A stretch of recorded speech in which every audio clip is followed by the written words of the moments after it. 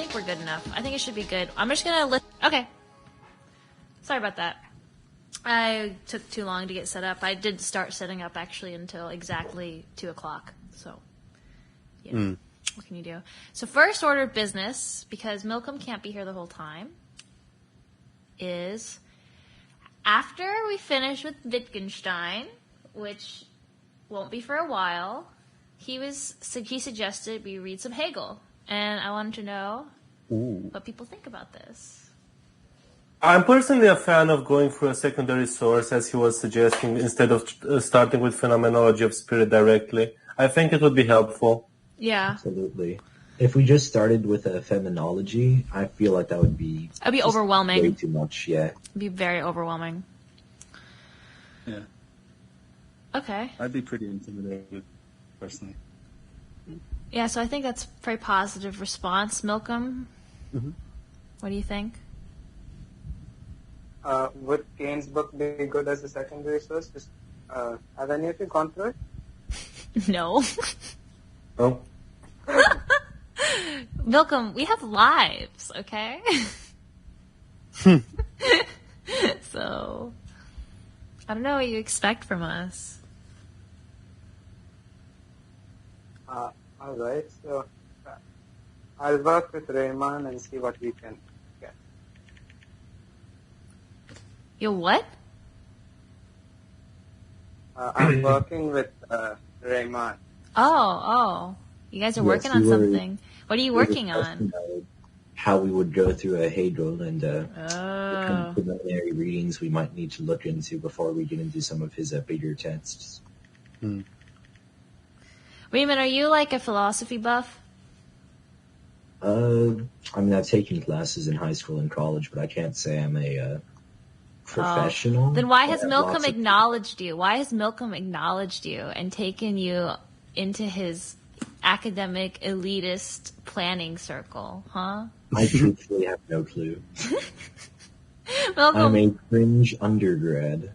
Oh, see, I have already graduated college. I already have my undergraduate degree. And I also took philosophy classes in college. So Milcom, like, I don't know, like, why you're leaving me out of this. Like, I'm hurt. Because Rayman is a base ML. That's fair. That's totally fair. I am capitalist scum. So... Material conditions. Yuck. Okay. All right. Anyways, oh wait, let me go get my water. Actually, just a minute. That to be said.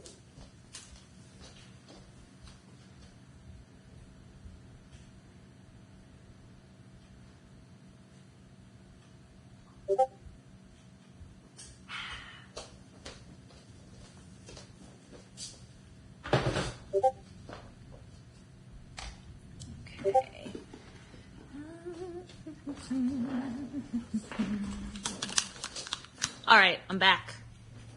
I'm back, bitches. Hello? Hello. Hello. Oh. Okay. So, did anybody actually understand what we read? I mean, I don't know. I'm being a dick, but...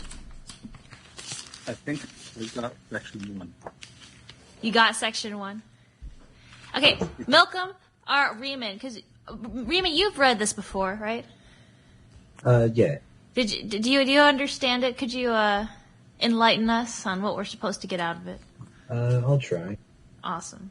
So, to me, what the first few sections really mean is that... Did you guys hear that? It was thunder. It's loud. Ooh. Sorry. Go ahead. I'm sorry. If you look at the spreadsheet, right? Like the illustration of the book that I think Freedom posted in general a little bit ago. Yeah. What section 1 basically says is that anything that exists is like the case. Well, hang on. How can I explain this in a way that isn't exactly how he said it? Basically, if it's real, it is true, essentially. Okay. And he's starting to discern from untrue and true thoughts as the true thoughts are being those of which are present in reality. And then he goes into the idea that there are facts, and that this then has a smaller.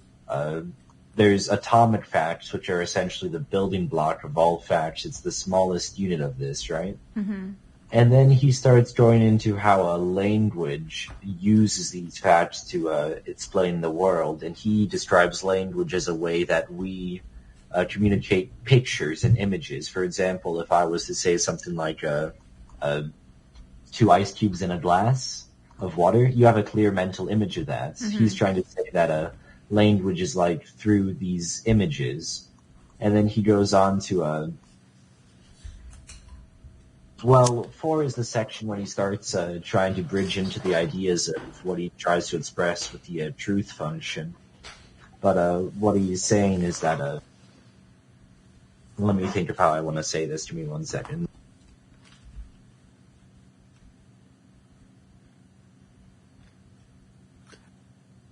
I mean, to be fair, this is like my second time trying to get through it, and it's like around the time of 4 that I just throw it away.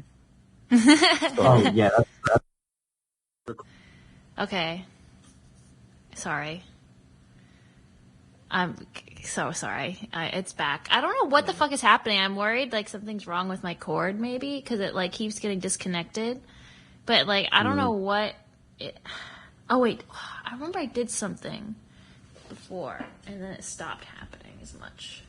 I don't know. Anyways, sometimes it's the cord, sometimes it's the port. It really could be anything. Yeah, really, you're right. You're right. It's just so fucking annoying. I actually fucking hate USB-C. I'm not gonna lie. I feel like they're just shit. Like nothing like stays like USB-C like connection, like the actual physical port. Like it pisses me off. Like it's shit. Like it's not. I don't know. I hate it so much. I hate it. It's not sticky at all. Anyway. Exactly. It's not sticky at all, and it just feels like everything just like wants to fall out of it. I just fuck that. Like I fucking hate it. I don't know. Okay, so I think I figured out how I want to go about this. Also, wait, hold up, Ozzy. You've read this before? I was taught it last semester for my last semester of college. I tried reading it once, and this is my second time trying to go through it. Okay. So, like, I'm familiar with everything up to around 4, but, like, legit, I checked it out at the library, and I was just reading it, and I got to 4, and I just turned it back in. I'm just like, nah. I see. Okay, sorry, Reuben, continue. Okay, so when he's saying proposition, you must kind of understand what he means by that, because that's a bit of a strange thing to say. So at this point in his life, Wittgenstein was a logical positivist. Mm-hmm. And when he's using proposition in this sense, I'm pretty sure he's referring to like a small bit of communication that shares some sort of attitude and has some sort of true or false piece to it. Mm-hmm. So he's saying that your thoughts are built up of these... Well, hang on. Well, yeah, he's saying that these thoughts are these propositions, like significant propositions. Does that make sense? Or did I just kind of restate exactly what he said? I think what you've said so far makes sense to me. The thing is, so like, what is the difference between a proposition and a fact? I mean, I feel, to me at least, that propositions have some sort of attitude towards the true or falseness of a statement. For example, a proposition is different from a fact in the sense that a proposition can be false. So is a fact like a proposition that is true? I mean, in some sense, yeah, I guess. Okay. Oh, there's this tidbit that really helped me like frame like the general argument that my professor. So can I just like vomit that? Yes, please do. Please. There were what he argued, Christopher Miner, if you want to know, is that Wittgenstein was talking about 3 different spheres of the world or whatever. Mm-hmm. But 3 different spheres. One, the base one is the world, then it's language, and then it's thought. And Wittgenstein argued that these three disparate realms can be broken down and share like the same scaffolding as each other.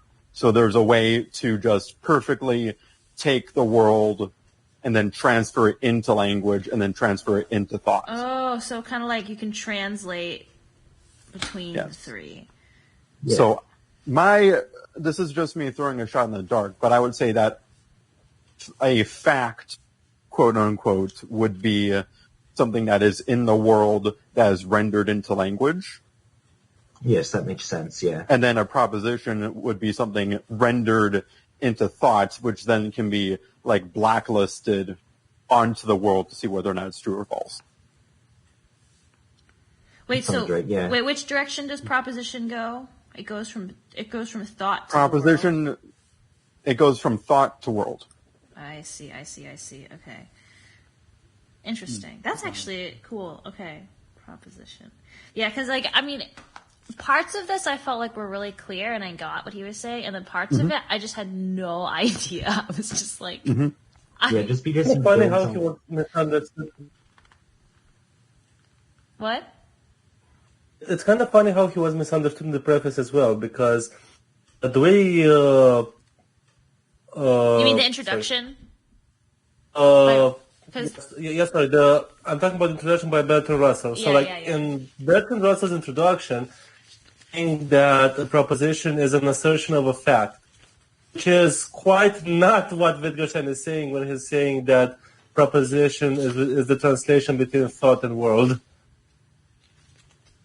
Even if the guy who wrote the introduction to the book misunderstood him, then he's probably easy to misunderstand.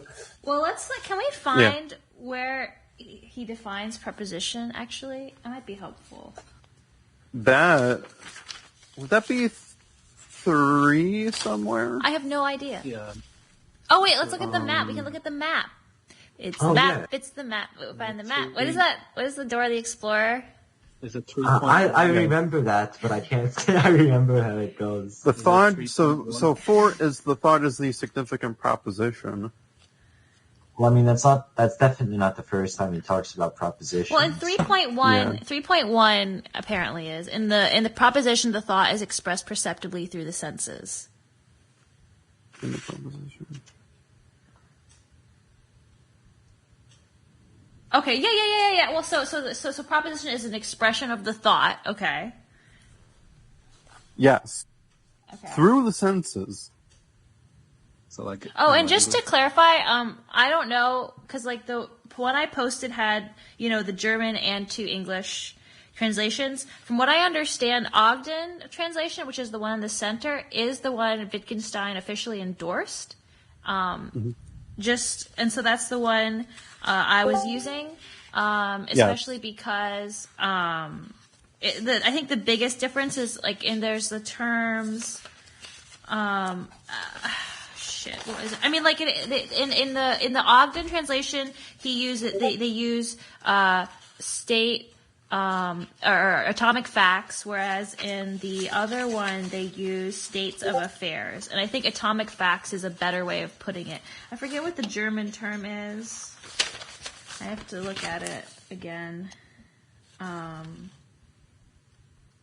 Sachverhaltes, I guess, is, I don't know German, but it's either translated as atomic fact or states of affairs, and it's more accurate apparently to say atomic fact.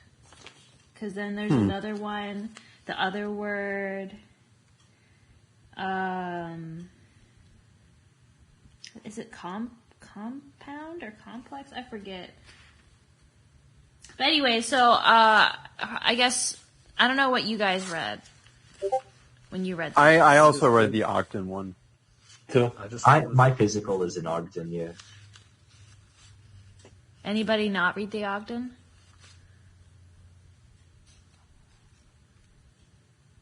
Okay. That's good. I'm glad. Okay, that's good. Yeah. Actually, I forgot. I also have a physical copy or like a book, and it's the Ogden translation. I was so happy because I actually did print this out at work, because free paper. But then Free paper. free paper, free ink, you know, except for I still did conserve it. Like I printed it, I 2 to a page, so it was very tiny. But then I realized that the one, No, that's just the funny stuff. anyways, okay, so yeah, moral of the story is Ogden translation, guys. That's the one. Although it's nice to have both, so you can, if you're like really stumped, you can see a different interpretation. But that's the one that Wittgenstein approved, apparently. So, That's good to know. anybody know German here? No. Nope. Where's Happy Cats? Like, gosh, she actually is fucking German. Oh well, Yeah. that's okay. So I see you're here, disposable. Yes, I'm sorry I am late. Yeah, what the fuck? Jeez. Oh, wait. Ozzy, you get the Daggy Taggart. You don't have it yet, right? What? I need to give you the role, because Daggy Taggart means that you've actually shown up. Woo! So you get that. All right. So officially. Hopefully first of many. Yes, hopefully. Yes, definitely. Yeah, because we're going to be on a Wittgenstein binge, so you should definitely stick with us for it. Yes. In fact, you should just be a part of the regular crew. That would be awesome, you know. That would be quite swell. Yeah. Ought to be a part of the regular crew. Honestly, Wait, I Ozzy, didn't this is even your know first that there time? was any rhyme or reason to the roles. Well, I mean, so, okay. John Galt is like basically mods, I guess, but not really. I feel like it'd be cool if eventually everybody was John Galt, but we'll just see how it goes. Vanguard. I don't know. It's just like, you know, like last time when we did the debates and then it was Cryo was there and I was like, we should all of us, because it was me to something and Cryo, and like, I was like, oh, why don't we just all be John Galt? And so I made him John Galt. And then I feel like, I don't know, I feel like everybody should be John Galt. But I don't want to just immediately do that. You know what I mean? You gotta prove yourself. Yeah.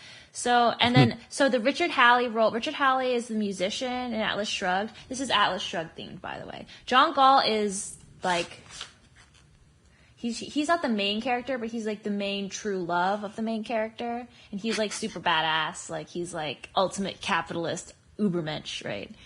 And so that's why John Galt's in charge. I mean, we're in Galt's Gulch. Like, come on. Richard Halley is a musician or a composer.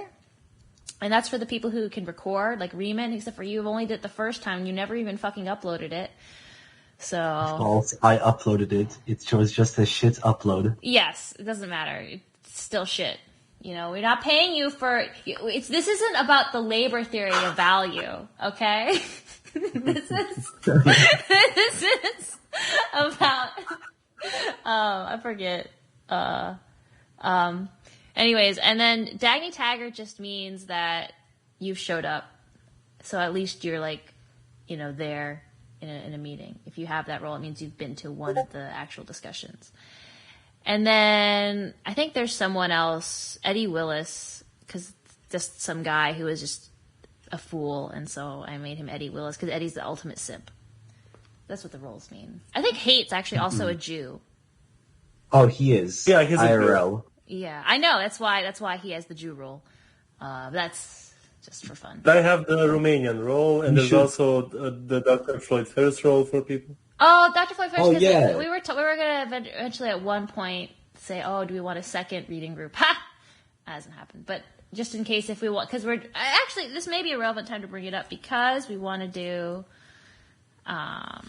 we're going to be doing more longer form readings where we're reading a long text week to week, which will be harder to do if you can't make it to all of them. So we were talking about having another reading group where we just read short text that you could just show up like for a one-off thing.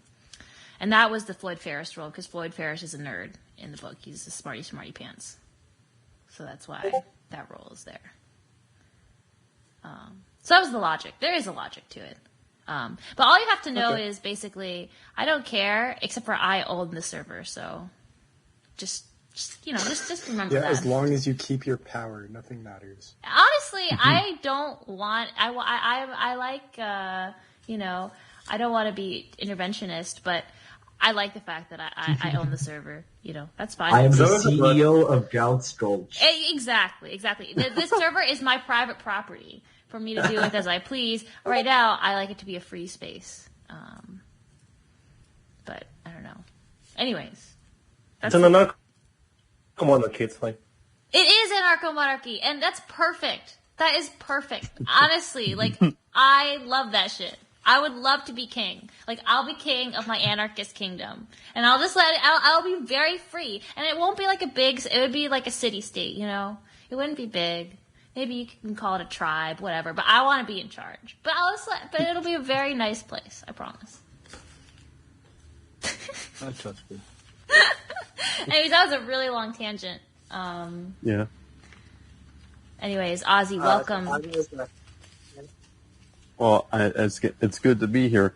In an attempt to steer it back, I do know something interesting about the introduction, if y'all want to hear. Yeah, definitely.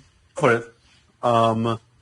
So someone made the point about this being very easy to misunderstand. Yes.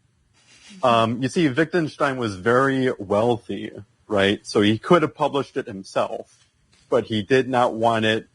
But he wanted like that approval from a publisher, but just kept getting rejected from every publisher. So he just went to Bertrand Russell and was like, "Can you please write an introduction so that this thing could get published?" Oh, no. So Bertrand Russell also doesn't know what he's talking about, as we pointed out. But like that wasn't the function of it.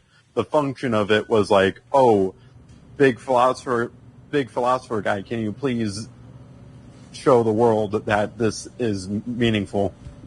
And then everyone else was like, "Okay, I guess he's onto something then." If Bertrand Russell, Yeah. if he's supporting it, Wow. Oh, wow. so That's not. That's cool. That's Yeah, interesting. we didn't finish obviously the investigations, but I felt like this was a lot less focused. Just- I felt like it was a lot harder to understand. I don't know if it's less focused. Ozzy, do you have any familiarity with the philosophical investigations? I was taught the philosophical investigations. I did not seek that out What do you mean you were because that taught was it? like, what? What do you mean you were taught it? What is it? I took a class on 20th century philosophy, and the professor that I was teaching under, he had a really good way of like explaining certain things. So like I'm familiar with like the concept of a language game, but like I didn't look at like the actual text. You know something? Sure. I think I'm retarded because I think I thought I took a philosophy of the mind class, but I actually took a 20th century philosophy class, and that's where I read Wittgenstein. I'm retarded. I mean, I could also see him working for philosophy of the mind. No. Me too. But I just realized, because like I'm thinking about like, oh my god, like I completely remember that, because my friend was the one who took philosophy of the mind. It wasn't me. And I took 20th century philosophy. That was the first university philosophy class I took. And Wittgenstein changed my life. Anyways. Yeah? It really did. What? But anyways, Ozzy, because we're planning to read the investigations after this. Yes, I'm quite down with Yeah. Wittgenstein. So it was just last week I had something going on. Yeah. Well, Gotcha. I felt like the investigations it's just so much more clear. I mean, granted, I've read the investigations before. I don't know if that had anything to do with it, but anybody else? No, I felt the same way, and I hadn't read either before now. Yeah. It's not that Tractatus is more clear, it's just that Tractatus is more compact. No. Tractatus is less yes. clear. I'm saying Tractatus is less clear. It's less. Yeah, I agree it's less clear, but it's also just like more compact. That's why it might seem like easier to read to an extent. In a sense. Maybe. Because it just feels like,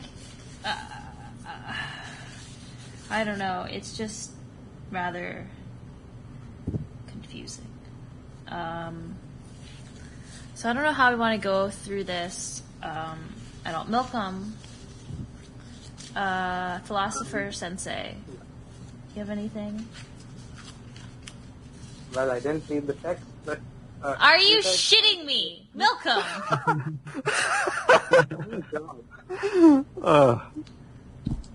Alright, so you guys were talking about section 3.1, I believe.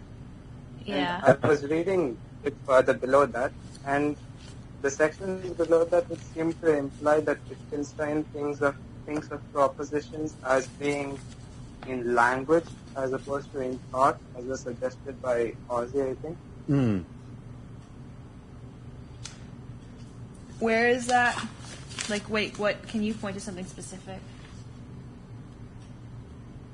Just in general, the sections below 3.1. Yes, but you know, All right. like, I can try to find it. yeah. I mean, I'm looking through it now. I am scanning it right now. Literally just 3.11 and everything below that.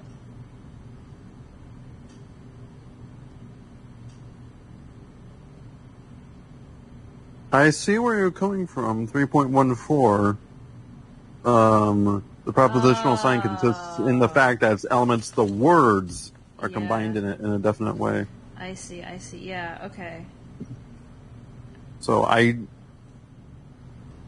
But then 3.141, it's saying it's not actually the words, but the words are the articulation. I mean, that makes sense. Yeah. I mean, like, what's the one? Where does he bring up like the music score in the symphony? Oh, yeah. Oh, that's so beautiful. I love his analogies. His analogies are Yes. beautiful. And Can I I was reading... just say, Oh, go ahead. like I am mainly like a creative writing person. Like I do like a lot of literature study, but I will just say like this book is like gorgeous in places. Absolutely, yeah. Yeah. It's like it's just this weird thing where it just like descends into jargon and then he just hits you with these like one line things. Yo, wait till you get to the investigations, bro. It's like all that shit. It's like like no jargon, and it's just all like really clear kind of explanations. It's just so insightful. Like, I mean, I'm sorry, I'm just like jacking off to Wittgenstein again, but just like, holy shit. Like, oh my god. See, I was waiting for you to do this during the first discussion, and you never really did. Sorry. Maybe you weren't paying attention. So I found it. It's section 4.011. I found it. I was gonna say that I had found it, but I got distracted. I know how to use controller. Wait, why did we want to find the musical score section? Because It's a good analogy. Oh. yeah. It's a good analogy, but it's also when it's talking about like the sphere thing, like the reality of the piece of music is hearing it, and that exists in temporal space, and then you can use sort of clunky algebra almost to render it into a more permanent setting, which is the score. Yeah. But it's not like the purest form of the language. Yeah, it's a picture of the piece. Yeah. I see. Was Wittgenstein a I'm not musician? sure what thought. Was Wittgenstein a musician? I mean, he probably played something, but like... He was a part of a really wealthy family, so I would assume he that probably if he did was not something. a musician. He could probably play He was something. definitely around musicians. Yes. Probably. Yes, I assume that at least several of his siblings, they were all like in aristocracy, so I bet a few of them have. Oh, wait, okay. I just went on to the Wikipedia page. I just said Wikipedia page. Kill me. Yeah. Wikipedia page. The Wikipedia page for Wittgenstein, and I just did a search for the term music. And I'll just read this. I haven't read it fully, but I just thought it was funny from the sense I read. For Wittgenstein, who highly valued precision and discipline, contemporary music was never considered acceptable at all. Music, he said to his friend Drury in 1930, came to a full stop with Brahms, and even in Brahms I can begin to hear the noise of machinery. Ludwig Wittgenstein himself had absolute pitch, and his devotion to music remained vitally important to him throughout his life. He made frequent use of musical examples and metaphors in his philosophical writings, and was unusually adept at whistling lengthy and detailed musical passages. He also learned to play the clarinet in his 30s. A fragment of music, 3 bars, composed by Wittgenstein, was discovered in one of his 1931 notebooks by Michael Nida, director of the Wittgenstein Institute in Cambridge. Oh, that's cool. Back in my day, music was so much better than your youngster music. Though. But Brahms Brahms is like late 1800s, because Brahms is romantic. So it's not even like, he was like ultimate hipster. No, he was like those kids who are like, yeah, I listen to Pink Floyd. Am I cool yet? Yeah, pretty much. Oh my god, Brahms is great though, honestly. He's great. But anyways, so he had absolute pitch. But that's not perfect pitch. Oh, is it perfect pitch? It is. Oh, this is the same thing. Okay, because no. Relative pitch is different. Okay, yeah. So he had perfect relative is like being able to name intervals. Absolute or perfect is being able to say, oh, that's a C sharp. Yeah. God, honestly, I would hate to have perfect pitch, because you just hear everything being out of tune all the time. Like, that's my friends. I've had friends who had perfect pitch, and they would just get mad because I think everybody would go out of tune, like when the choir. Yeah, I have a buddy who has perfect pitch, and when we played in an orchestra that was tuned to like, I think 438 or something, he was always like complaining about how flat everyone was. Yeah. My roommate has perfect pitch, and we're both musicians, but my tuner just broke. And you would think normally, like, oh, she's a musician, she's a music major, there's bound to be like tuners everywhere, but no, she doesn't need them. So I'm just like shit out of luck.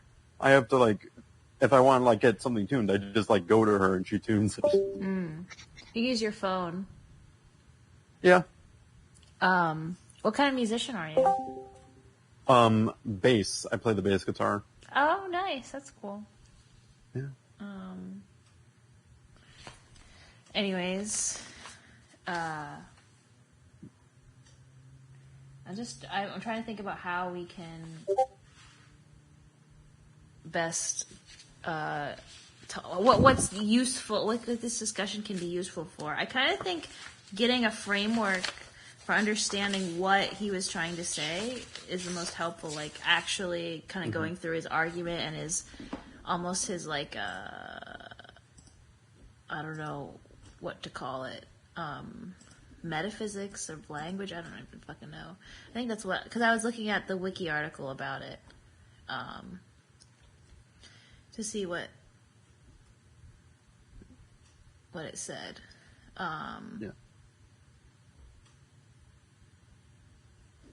Anybody have any thoughts? Is there anything in particular anybody wants to go over? I'd probably want help understanding the use of symbols. Oh, yeah. Actually, that's a good point. Yeah. Any logicians here? Oh, yes. We need logicians here. Like in 3, he starts talking about, the function of f of x. I don't fucking know. Which section is that? In 3.333, he starts getting into some actual, stuff. So, I don't know if anybody knows what that's about.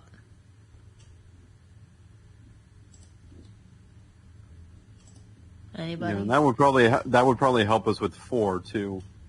Yeah. Because 4 gets really into these logic stuff. Right. Yeah, and understanding I think this 5 could and be, 6. yeah. I think it's just logic on the. Yes, it is. From here on out. This is the first few sections are the premise, and then he builds logical arguments based on what he says. Okay, so maybe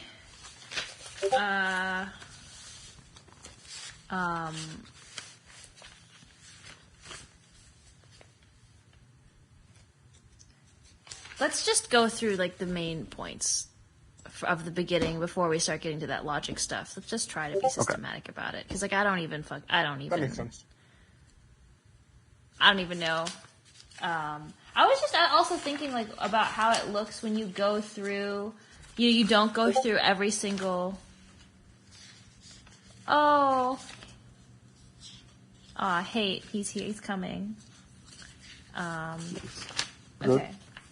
But like, what happens when you read through it without reading, like in the 1.111 or whatever, just like 1, 2, like the main, or like even the main propositions. I mean, and seeing what the main points are. Like, if you look on the Wikipedia, it has this. I don't know if my computer can handle sharing screen. Sometimes I don't think my computer can handle it. Let's see what happens. Is it working? Can you see my screen? Nope. I bet not. I think it's loading. It's loading. Yeah, I've had issues with this. Like, I've tried to stream on Discord and my computer just doesn't want to do it. I don't know why. Is it something you need a video for, or can you take a screenshot? I can probably take a screenshot. I'm just trying to see if I can get it to work. It's annoying because like I don't know why Discord can't, like I can't do it on Discord, but like other stuff like Zoom, like I can just whatever. I give up. Yeah, I never was able to see it. I mean, here. I'll go into voice text. It's just a screenshot of it's just all the main propositions laid out next. Oh, there's also resources like this one, and that's just all of the Tractatus where everything's like collapsible, and then you can like, that would and then be it has great. like all of the points and all of the subpoints. That would be great. Shit. Nice. Yeah, so that's on voice text. Oh yeah, that's perfect. Oh my gosh, that is perfect. That is exactly what we need. Everybody go there. If you can. I'm just using the book because I'm on my phone, though. Well, I know, but the problem is you can't like just. You Whoa. can't. Like, it's nice to be able to look at it without all the clutter. Is what I'm saying. Mm-hmm. That's pretty cool. Because this is the argument. This is what Tractatus is. This is like the core of it. Okay. So the world is everything that is the case. What is the case, the fact, is the existence of atomic facts. All right, what? Already, I'm like, okay. Which one are you? I'm reading so propositions 1, 2, 3, 4, 5. Like I'm just reading like the main propositions. I wasn't even looking at. I'm deleting this because this has the bad translation. I'm deleting this picture. This is ugly. Bad. Just go to that website that Ozzy linked. There. It's the same proposition to what is the case, the fact is the existence of atomic facts. That's. Yeah, what does that mean?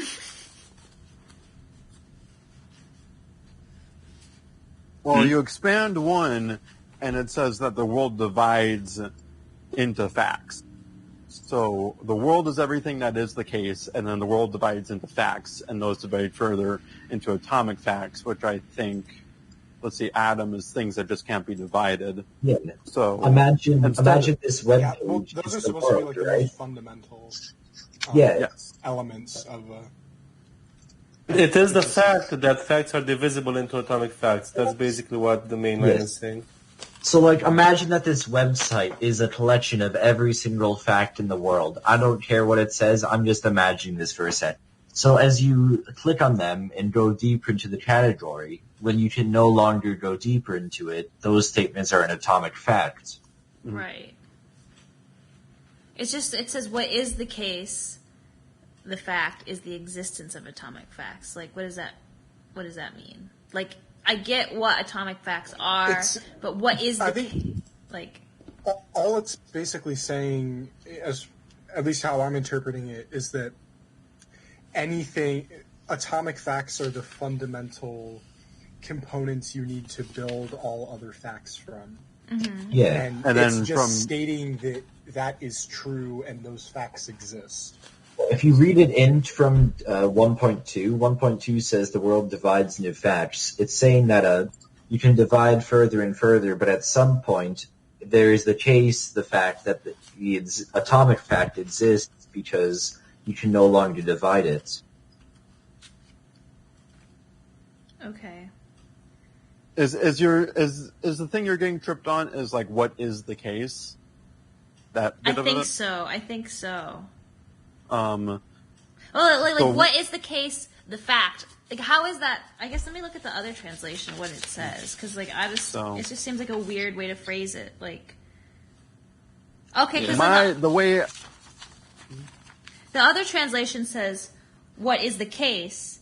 A fact is the existence of," and they say states of affairs, but so basically, what is the case or what is a fact is another way to say, is that atomic facts exist? Or is it saying, that? That's how I would read it. You take the world, you divide the world into facts, then you divide facts into atomic facts, and then you just say that it is the case that atomic facts exist. Yeah. Yeah. How I'm picturing it is that in Proposition 1, Wittgenstein is drawing a box, right? And he's saying, this is the world is what is. Uh-huh. And that's kind of saying, like, okay, there's these ideas of what could exist hypothetically, like heaven, hell, God, but those aren't tangible. So the world is what exists. Mm-hmm. That's how it's being parsed out in my head, you know. Okay. If I'm getting something wrong, obviously call me out. Yeah. And then when he says the world is the totality of the facts, he's saying this because the facts describe the things, I think.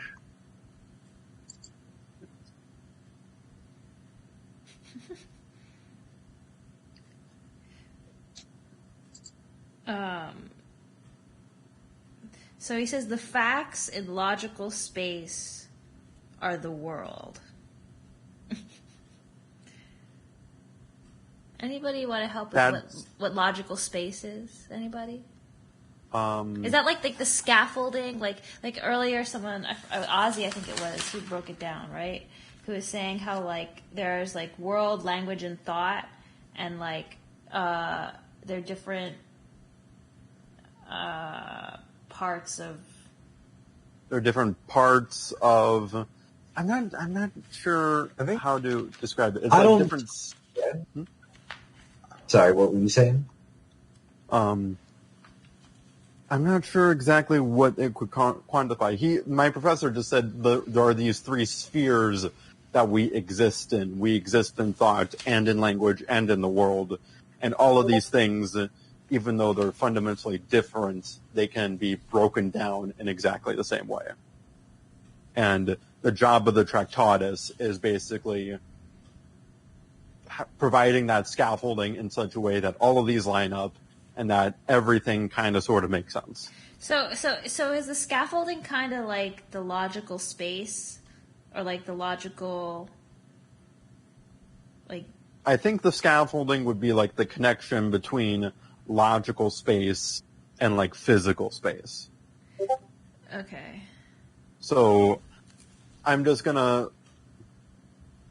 So like if I say my Rubik's Cube is to the left of my pill bottle, that there's the gap that actually exists. I'm seeing that, I'm interpreting that sense data, and that's physical space. Mm-hmm. But then also I am making a logical argument that a Rubik's Cube is to the left of a pill bottle, and that's logical space, I think. So wait, what is... Go ahead. I mean, that's, yeah. Sorry. I just see the space as the kind of turning the system of like going from atomic facts into other facts as a logical framework, and everything that you can derive from that exists within this logical space. At least that's it doesn't explain what the space is, but it kind of explains how it's used. At least that's how I'm thinking about it.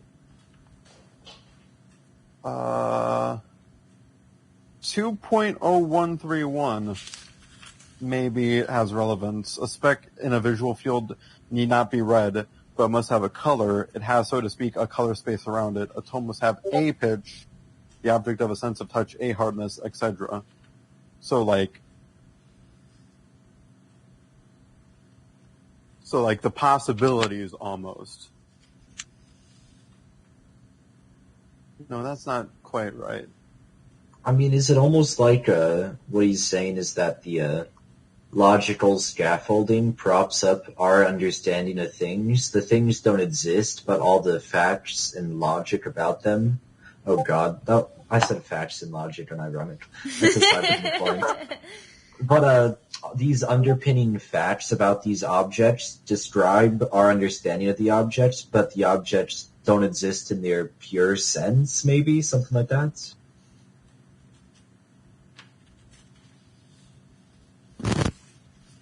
I couldn't tell you. I was just looking at the wiki page, which is summarizing some stuff. And it says like about Proposition 1 that like this proposition along with the beginning of Proposition 2 can be taken to be the relevant parts of Wittgenstein's metaphysical view that he will use to support his picture theory of language. So he's making metaphysical statements here. I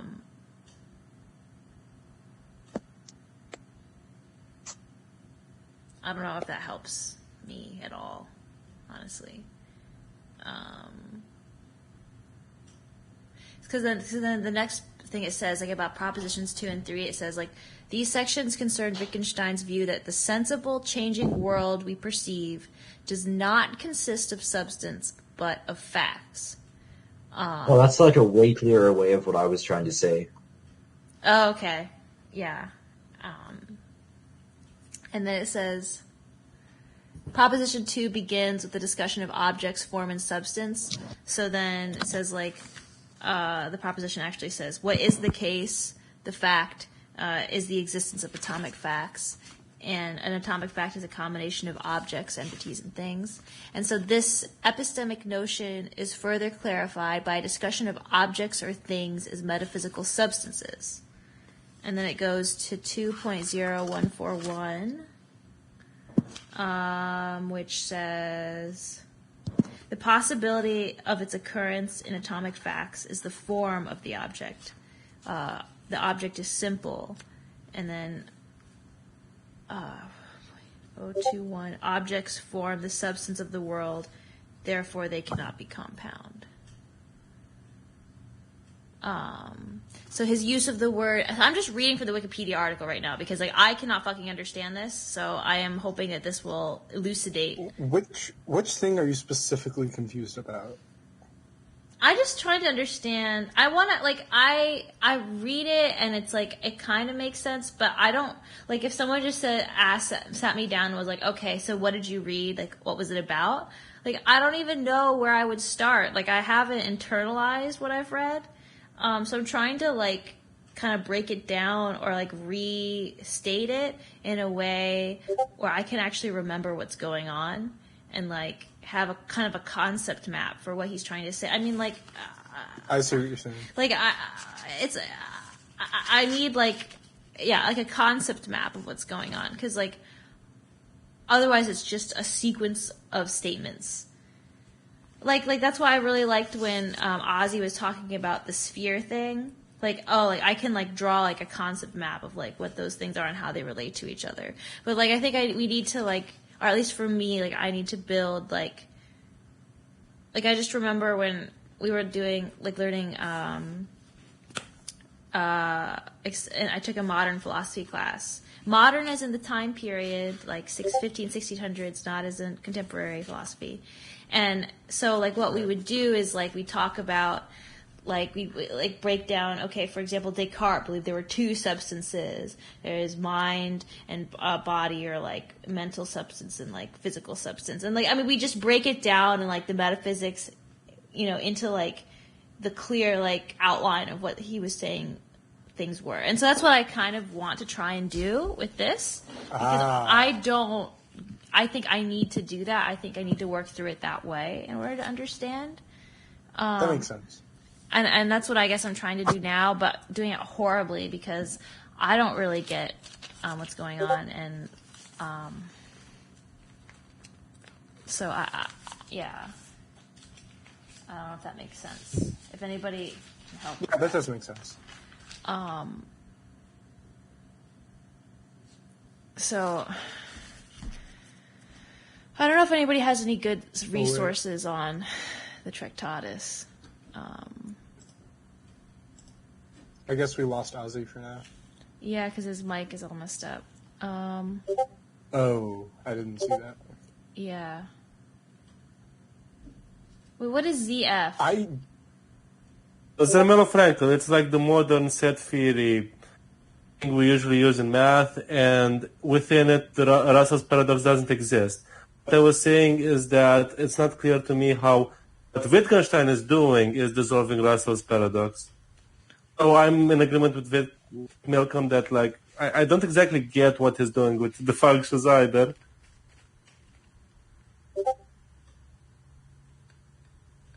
Oh, Malcolm's thing up here. Oh, that's what you're talking about.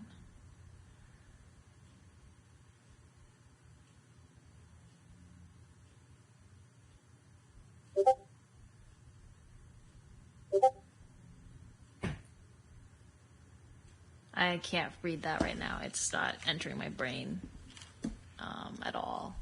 It's just sitting there on my eyeballs. I get it. That happens to me a lot. Like, I think also just because, like, we're on the discussion, like, I'm on the voice call right now, so it's like I can't just, like, sit and just, like, it's hard for me to focus. Guys, you should talk about this in voice. The set theory bullshit.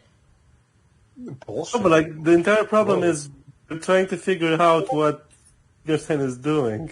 Yeah, we're just considering what 3.333 even means, because I don't think any of us have a strong grasp on it. Yeah, and I don't know if that's my fault or if it's Wittgenstein's fault. I'm leaning towards it's my fault for not understanding, but I don't really know. Could be. I mean, the Tractatus is, like, notoriously hard to follow. Yes. Like there are, like, smart philosophy professors who will have weekly, hours-long conversations about a single page of this thing. So it's so weird in contrast with investigations. Yeah, it really is.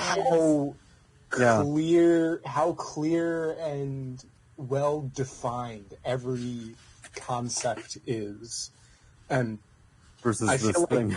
Yeah, part of the reason is. Oh, sorry. Go ahead. Well, I was just going to say, I think it's actually the opposite. Like, I think this is trying to be super clear and well-defined and technical and precise. Like, that's what he's trying to do.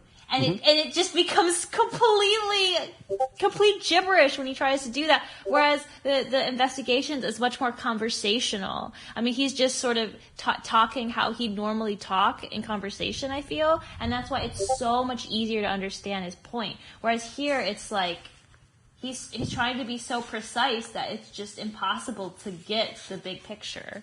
But that's the thing. If you're going to be this precise, then you have to explain a lot more. there's maybe it's just that I'm not familiar with some of the terms, but there's a lot that you, at least for me, that you need to kind of guess about. Yeah. You know? It's kind of paradoxical like that. I'm trying to think, because I hate to do this, because I feel like this is what I always resort to when I don't know what the fuck to do, but to go through things step by step and, like, try to see what the fuck is going on. Maybe this text in particular is better, more conducive to that form of, like, working through it, because it literally is a stepwise It's literally progression. numbers. Yeah. If we want to just go through it and, like, try to make sure we all understand what's being said and, like, why he is saying it, or, like, why he feels the need to specify certain things. I don't know. I mean, I can throw out a nugget that I remember from philosophy class. Yes, please. I can't quite remember exactly the arguments that, like, led him to this, but one statement that I took away from it is Descartes made us lose the world, and Wittgenstein was the one who brought the world back.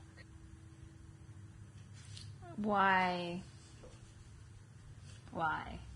I think it's, so because Descartes, that his whole thing was like the whole, I think therefore I am. Yeah.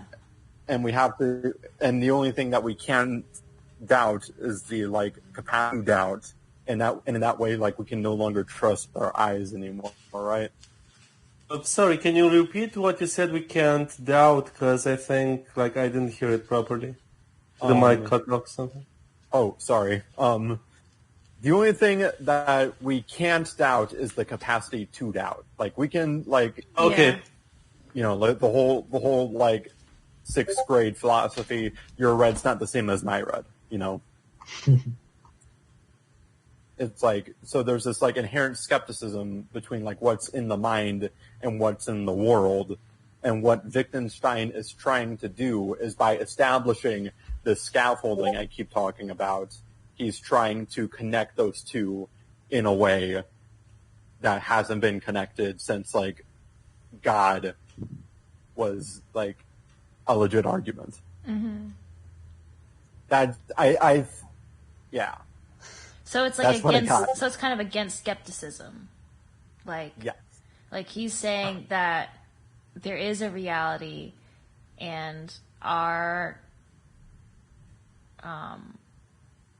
He is a reality. There is a reality. The reality is sketched out by language. And if we stay within certain parameters, we can always perfectly represent reality via language. Okay, so that's it. So that's the thing. That was one of the things. Okay, that's a big, important part. We can accurately, perfectly represent reality with language. Is that really that's a claim he's making? Yes, that's like one of the points of TLP, isn't it? I thought so, but I just want to make sure. And then, Which I don't really agree with. No, sorry, I didn't mean to cut you off. You came in after. I mean, just as... Sorry. Oh. I mean, I think, obviously, we need to get to the disagreement, because I think there are issues with that.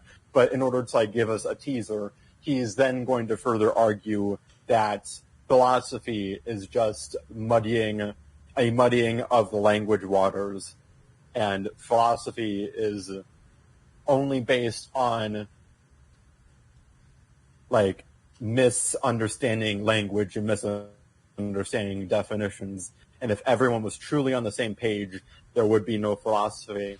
And now that we have the Tractatus, philosophy is over. He's solved it. We don't need to do anything. It's supposed to be like the capstone of philosophy. It's funny because I feel like the investigation serves a similar purpose, but, like, coming from a completely different angle. Like, Wittgenstein did the Tractatus, was retired because he solved philosophy. Yeah. Then he realized that he was completely wrong, and then was about to solve philosophy again, but then he died. Wait, so That's you a think? thing in ordinary language philosophy, right? Hmm? That a lot of philosophical disagreements are caused by inconsistencies in the language people are using, and that people are talking in a lot of disagreements are talking about fundamentally different concepts, but because of the limitations of language, it's hard to recognize that.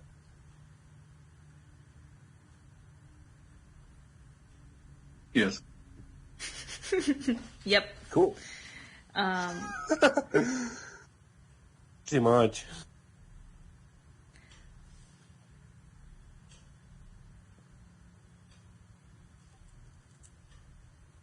Yeah, I mean, I just love how he shits on philosophy in here. It's great. Like, it's wonderful. I mean, I can't disagree. I know. I mean, I can disagree that that if people were on the same page linguistically, that there would be no more need for philosophy and there would be no more questions to answer. That I don't agree with. But as far as Well, here's. that, Sorry, go ahead. as far as that, those disagreements tend to happen among existing philosophy, and that if we iron those out, it will be a lot more efficient. Yeah, I absolutely agree. Well, because I think also the issue is, like, I think it's true that a lot of philosophical questions about how things are, what is the case, are just problems of language. But philosophical questions of what should we do, how should things be, there's no fucking way we're that's not a language problem. That's just a problem that needs to be solved. Yeah. And then Wittgenstein would just argue, then, like, yeah, that's not philosophy. Well, which is that's stupid. Not something that's... Which is stupid. I mean, that's just him playing language games. I'm sorry. No true I mean, Scotsman. legit. Do we want to skip ahead a bit? Sure. He's legit. Let's see. What? Whereof one cannot speak, one must be silent. The most. No, the one right before that one. My propositions are elucidatory in this way. He who understands me finally recognizes them as senseless when he has climbed out through them, on them, over them. So, in order to accept the Tractatus, you must throw away the Tractatus. Oh my god! The book reasons itself out of existence. And of course, it's a book that wants to render philosophy pointless, and it in itself is philosophy. So it actually is perfectly like self-consistent for it to be self-destructive. Yeah. Guys, do y'all want to watch the Wittgenstein movie? I think we're going to.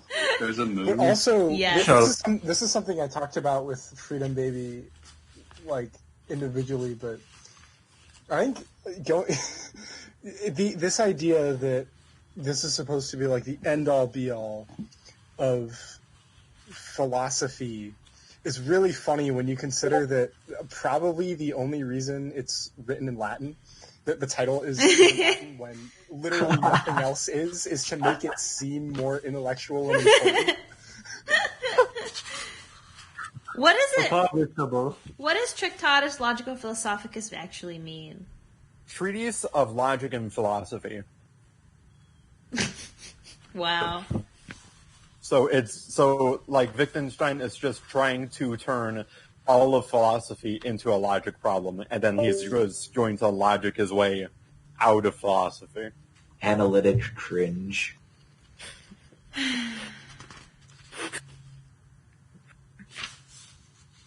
It's quite something to behold. Yeah. Oh my god. I read somewhere that Wittgenstein was like the first one to do like true or false tables or something.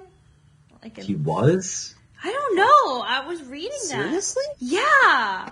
Like, I- nobody before him. Yeah, that's what I read. Like, I could have been fuck? bullshit, but like, that's what it said.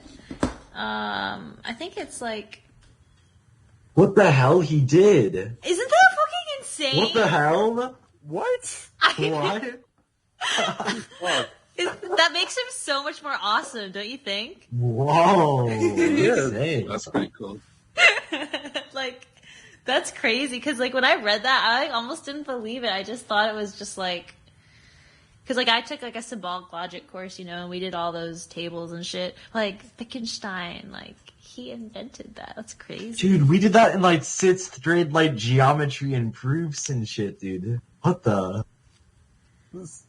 It's pretty crazy. Like, Yeah. I mean, that's one thing my professor said is that Wittgenstein, he's like not fully on board with him a lot of the time, but he's like one of the smartest philosophers, especially compared to like Bertrand Russell and like Hegel. I don't know much about Hegel, but I've heard that he's like a horrid writer.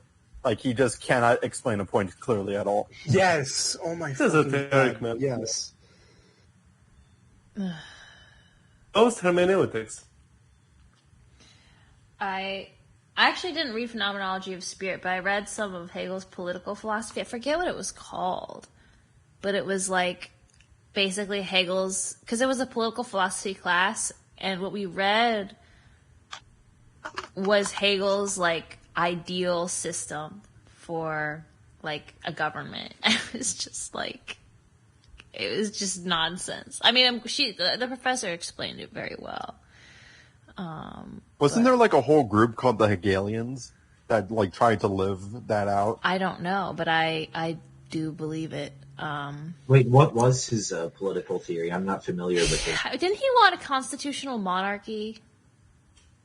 Yeah, And it was like some sort of defense of like what was kind of already there in Britain at the time.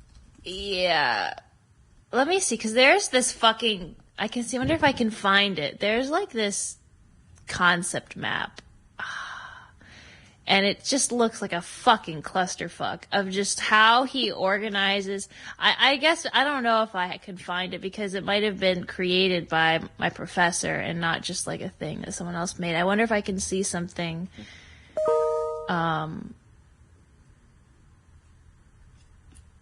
Oh, what's this? Sorry, I just got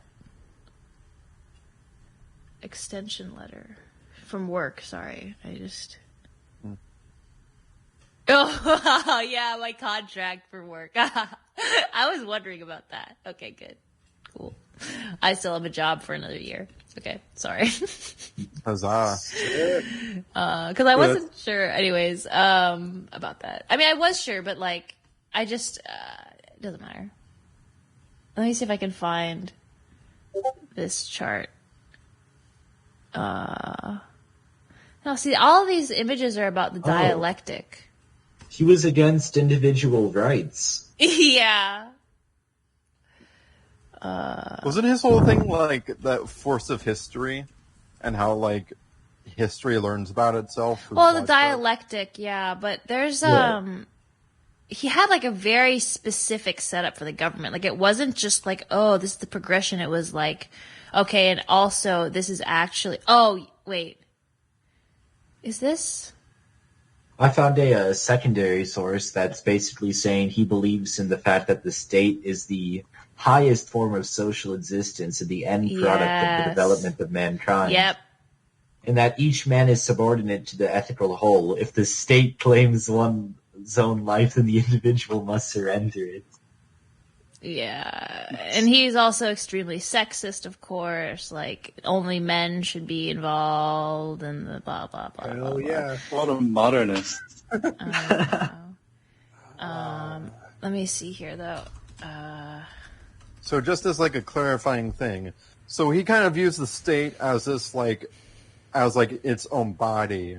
So like the same way like with our body, we can just like kill and cancer cells and whatnot because it's not good for the body. We can just kind of get rid of people if it's not good for the state. That's the dream. Yep.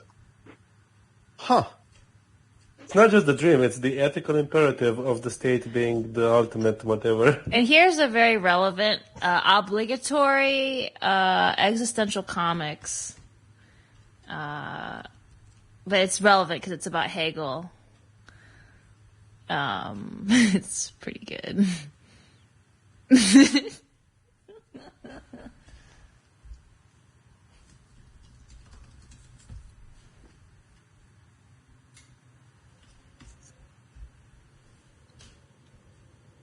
There's so many philosophers that just claim that they finished philosophy.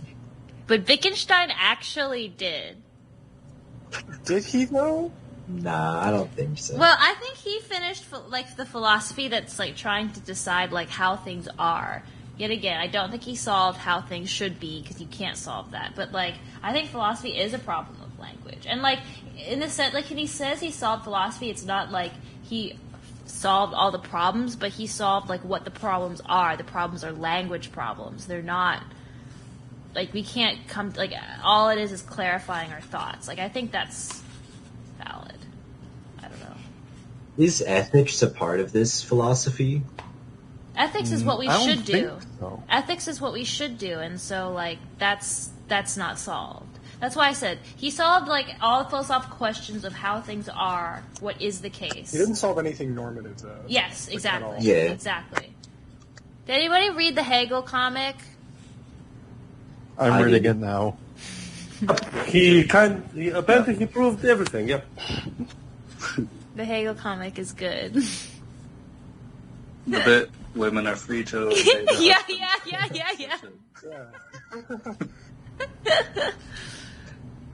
I just love like pointing out like how he says like the history is the synthesis of the two different whatever's progression towards an end. And it's like, oh, but we've already reached the dialectic. We've already completed it. We have the ideal system now. Like that's just great. I mean, one of the things my professor told me is that like analytic philosophers were like, fuck Hegel. And then continental philosophers were like, fuck Hegel in a different way. Sounds So kinky. neither side is pro-Hegel. Nobody laughed at my joke. I thought it was Most funny. your joke? Huh? Anyways. What was your joke? No, because he said analytical philosophers were like, fuck Hegel, but continental philosophers were like, fuck Hegel, but in a different way. And then I said, sounds kinky. It was a great joke. It was super Very good. high IQ. Super smart. Very good. Okay, And let's... the joke, the Wittgensteinian joke. Yeah. Okay. Well, let's see, guys. I'm just curious. What are y'all's political philosophies, your political leanings? I'm just curious. You want to put it in chat? That's a random question. Well, yeah, I guess so. I don't know. I mean, like, okay, so honestly, I'm not sure what to do about discussing the Wittgenstein thing, but I just was curious about yours. So let's just go. Well, we can cycle back to it. We can cycle back to it. But I was just curious because I just wanted to know. I'm just curious. No, Do we go in order? I mean, yes. Go bottom to top. okay. This is hard to say. I think I'm definitely a socialist. I think, even though it's never going to happen in a successful way ever in reality, communism could work. Wait, what? With You just contradicted modern yourself. Infrastructure. Even though it How could so? never actually work, I think it could possibly work. I didn't say it couldn't work. I said I don't predict it will happen. Well, what's the difference? One is theoretical, one is predictive. What's the point? What's the point? You asked what I think. That's the point. Okay. I'm explaining what I think. No, I know. I just like if you think if you don't think it will happen, then why believe it as Why a believe it? yeah? What's the point if you because don't think it's believing- realistic? I didn't say. Oh, okay. I don't. If society Society. Guys, did you know? Bottom 10. Did you know we live in a society? I'm sorry. Exactly. Yeah, if it was possible to change, if it was possible to enact the steps necessary for communism, I would say we should go ahead. The problem is there's too many social forces stopping it, and I don't think it's realistic that those will go away anytime soon. And if I'm looking far enough into the future, I just stop being able to predict anything. So, yeah. Well, I mean, do you think your average feudalist would be able to thrive in a capitalist society? Oh, absolutely not. Then how did that transition happen? It's a slow shift of material conditions that causes people to behave differently. But I can't predict that far into the future, though. Oh, fair enough. Because of my stupid lizard brain, can't think past like over anything greater than like 100 to 200 year period. I can't get beyond a week. Yeah. And if you look into Hegel's ideas on each generation trying to become more free, it seems obvious that the most free system will be the end. Whatever the most free system is, of course. So much can change. And I do agree with that idea generally, though. Do you think we are more free now should be than we were? Sorry? Are we more free now than we were a couple hundred years ago? Absolutely. Yeah.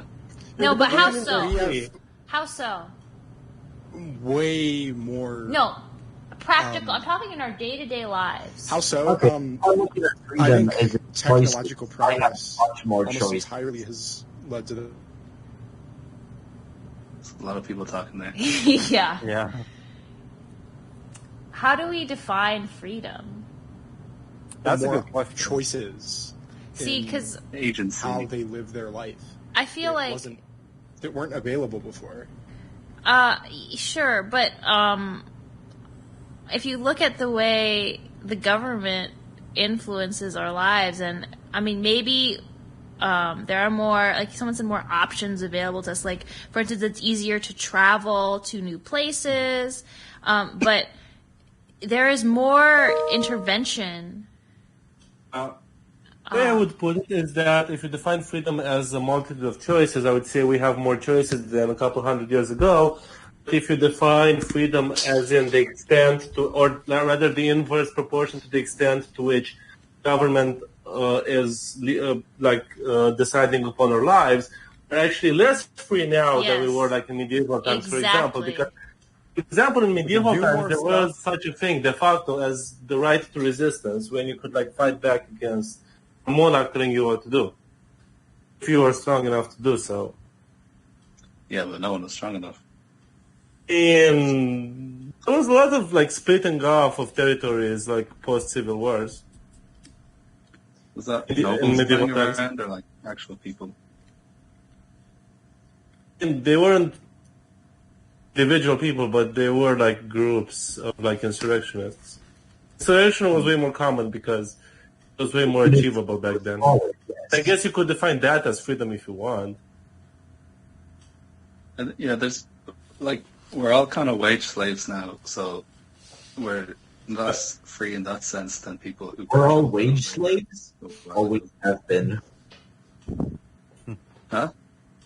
I mean, we've always had to work to survive. I mean, in some form, like whether it be directly obtaining the necessities for survival, or working for the money that can purchase those necessities for survival. But if you automate everything under communism, then maybe not. TM. My understanding of wage slavery, though. My understanding of wage slavery is that like specific relationship where somebody's controlling, I don't know, production or whatever it is you're doing, and they set your timetable and what it is you're making and how you make it, and et cetera, and you have no agency other than selling your labor. No agency other than choosing what job to get. or choosing to Ideal. create a oftentimes business, or, you know, I don't know. I mean, you have choices. People have choices. They do. Not necessarily. I mean, like if you're working like 60 hours a week because you have 2 kids and you're just trying to put food on the table, like that's depriving you of energy that could be spent trying to navigate into a better position. So like people like do genuinely get stuck. Well, yeah, of course. I mean, life isn't fair. Like, people get stuck in shitty situations. That's just how it is. There's never going to be a way where everybody has a perfect life. Like, that's just not going to happen. Who's voting for Trump? Oops. Well, who's American, first of all? Me. I am American. I am as well. I voted for Trump in 2016. I don't. Can you put that as your custom status? No. God damn. And But I don't know if I can. I don't know if I can justify voting for him again. I don't. I'd rather have Trump than Biden, but I also. I'm where you're at, but in reverse, where Biden, I think, all in all, is better. But still shit. Fucking hate Biden. I fucking hate. I can't him. stand. I hate Democrats. Honestly, the only thing I hate more than Republicans are Democrats. So, like, you know, like. I mean, at this point, everybody hates both. I know, it's just they're so awful. they're both the same from a non-horseshoe theory perspective. But the only Which thing one do you hate a little bit less? I hate Trump a little bit less because I feel like at the very least his base, his like supporter base, are like the pro-gun people. And so like that's like literally it. Like, I'm not even kidding. Second Amendment, that's ladies and gentlemen. The whole reason I lean to Trump, because I trust him to more than Biden. I mean, guns are great. Liberals are stupid, but I am in no way a conservative. Yes. I'm not saying conservatism is fucking stupid. But like The whole thing anti-gun thing Stupid- is like stupid a to center to integrate. center left thing. But that's what literally everyone else besides the Democrats are fairly pro-gun. Yeah. Yeah, but the problem is so many people like all the people like the coworkers and stuff, like, oh, guns are so bad. Like, why do we need guns? It doesn't make any sense. You can't have a revolution with guns. Like, it's just so annoying. Like, shut the fuck up. Like, Liberals get the bullet too. Dude, oh my god, my boss will just, like, for a while, like, when we were having our virtual lab meetings, like, at the beginning of everyone, she'd play a video of some, like, I don't know, YouTube comedian making fun of Trump. Like, every fucking... It's so awful. Why? to cheer us all up. Because she thought Were they funny at least? No! Damn it. But granted, Okay. like, I am biased because, you know, like, I obviously sympathize with Trump more, especially at that moment in time. I was not. Daddy D. I really fucking hate how he responded to the protests and the language he used. Like, that really gave me a bad taste in my mouth. Like, after that, that's like really was like when he started to cross the line for me. Like, that was it. When he started saying shit like, basically like, oh yeah, violence, oppression, the cops good, protesters bad, blah. Like that They shit. need to be quashed immediately. Yeah, like that shit. Sort of thing. That kind of thing. I'm very unhappy when I heard that, because that was like, that was really bad. Also, blaming, this is a small thing, but, and I'm not saying this is just Trump, because the side that was also blaming the white nationalists for everything is equally as stupid. But why the fuck was he blaming Antifa for Oh my the God. entirety of I the know, riots? dude. I mean, My It's dad. everybody. Wait, when Yes, when do I Antifa. cash in my Soros bucks, dude? I'm still waiting for the check. Yo, my I mean, when it comes to like the whole Antifa thing, you have to recognize is that Antifa is a very, very broad category. So it's not a single organization. Exactly. Oh my God, my dad is like always like, oh yeah, Antifa, like they're so bad, like they're blah blah blah. And I'm just like, Dad, like you don't. He's like, I'm sure that everyone here can see the benefits of a government demonizing an organization that isn't even an organization. It's essentially a position. oh. That was a rhetorical question. Yeah, I know why he did it. I just Here. it seems very intellectually dishonest. Just Yes. like the media outlets blaming white nationalists solely was very. It's the intellectually 2-minute dishonest. hit. Guys, I want The difference is people are expected to trust Trump for some reason. Okay, here's just a- people like to trust world leaders. I don't know why they do, but they do. I wanna throw something at you guys. Maybe I've said it before because it's something that I came up with a long time ago, and I'm very proud of it.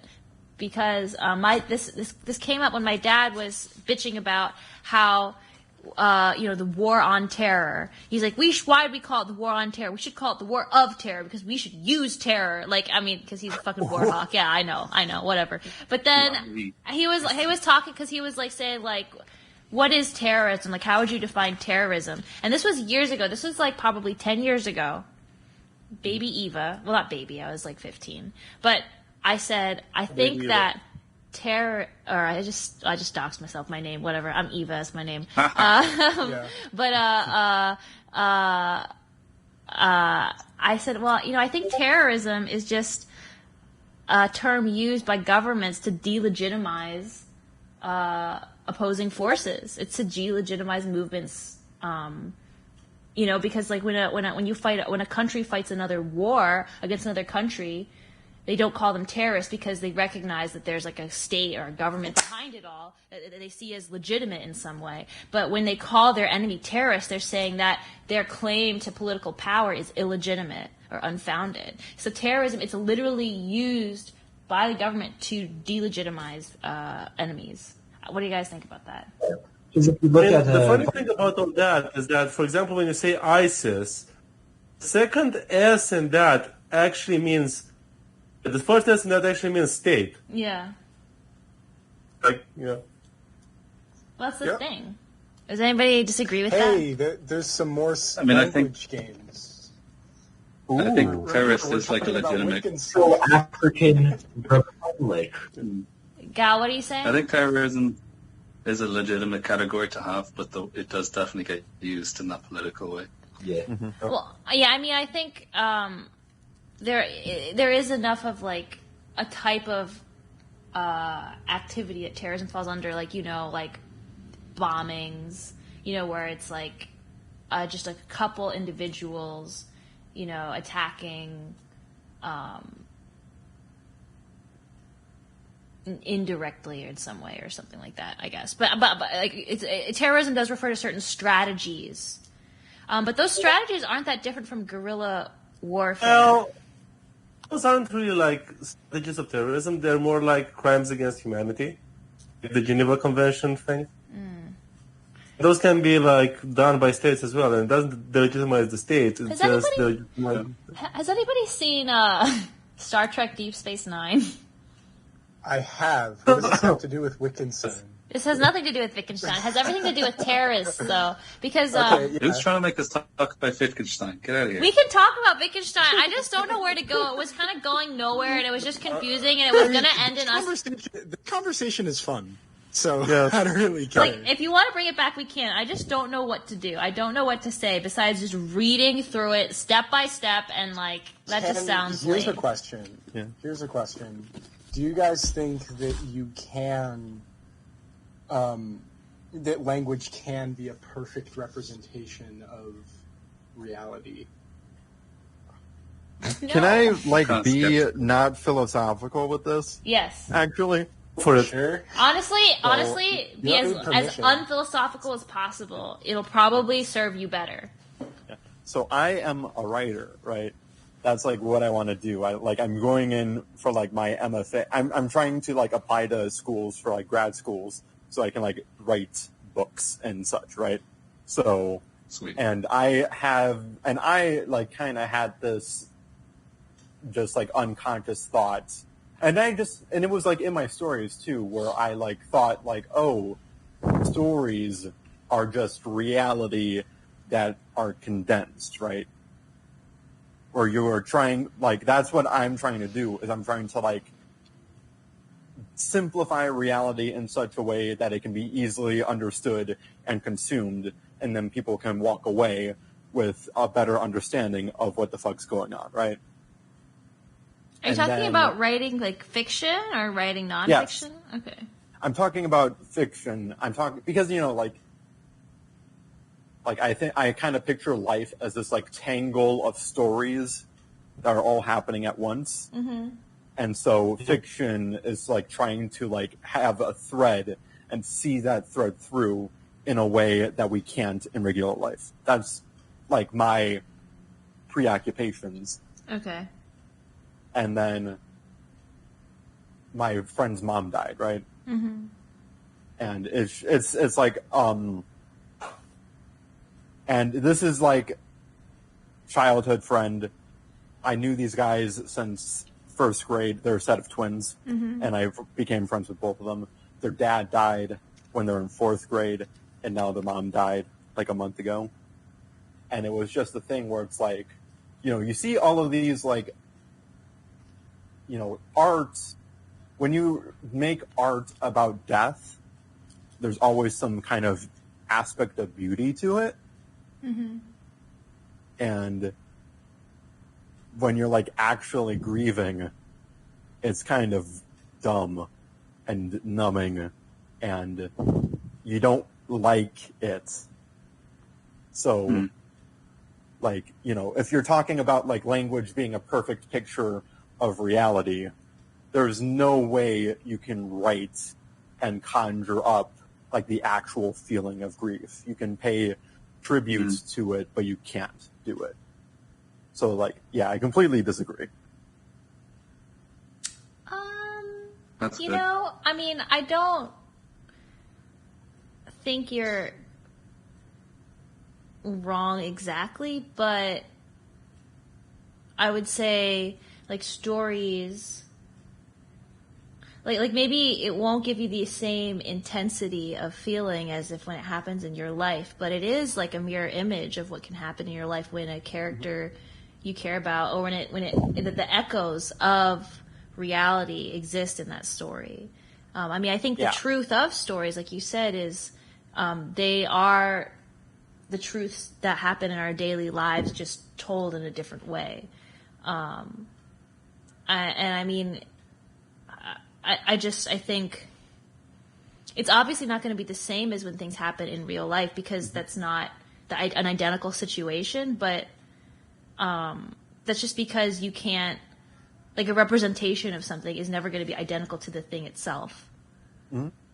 Sometimes the pipe is not a pipe. And also another thing about that is, like, even if you don't have to always, like, ostensibly or, like, intentionally write death in, like, an aggrandized, romanticized, beautified way, you still have to make, like, your writing beautiful in order for it to be read.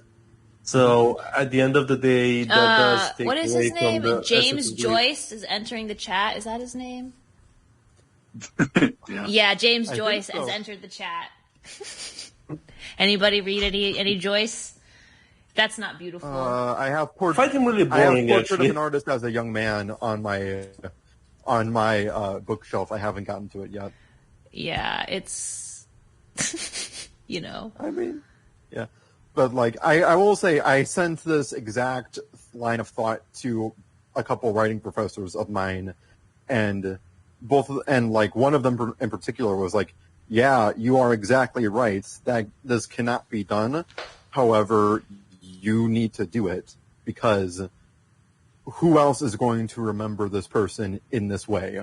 It's going to be you. So you kind of have a moral, if you have a yearning to do that, you have a responsibility. Well, what do you have a yearning to do to represent death of the way you experienced it? Like, to, not necessarily death in like the abstract concept, but like, you know, talk about like how much meaning this person had in my life and how that loss is like really palpable. Yeah. Well, I definitely agree. I mean, I think, something I sort of realize in my own creative endeavors, because like, I mean, I write music, and it's like, even like nobody else is going to make the music that I would make. It's literally only going to be me. Like, it's only going to be real if I do it. It's not even an issue of if it's good or bad or whatever. It's like, and the way I view what I write, it's like an expression of my life or things that I experience and feel. Like, it is making into some tangible, communicable form stuff going on inside of me. And nobody else can make that exact message. So I think that's like definitely, I mean, that's the whole point of art. Like, and that's what you should do in your writing, is to like make real something that literally nobody else can make real, because it's your unique experience. And you'll find that other people, it'll resonate with other people, because there is something common to like we all have common elements to experience. So that's one thing that's like constantly entrancing to me, is like the more specific you go, the more relatable it is. It's well, I mean, because I think in a sense being relatable isn't about having the exact same experience. It's like realizing, or it's like being aware of what it would be like to have that exact same thing happen to you. If that makes sense. Like and that's easier to do when there's more detail. Yeah. Even though it's more specific, it's also more relatable because of that. Yeah. It creates a clear picture that you can follow with your empathy.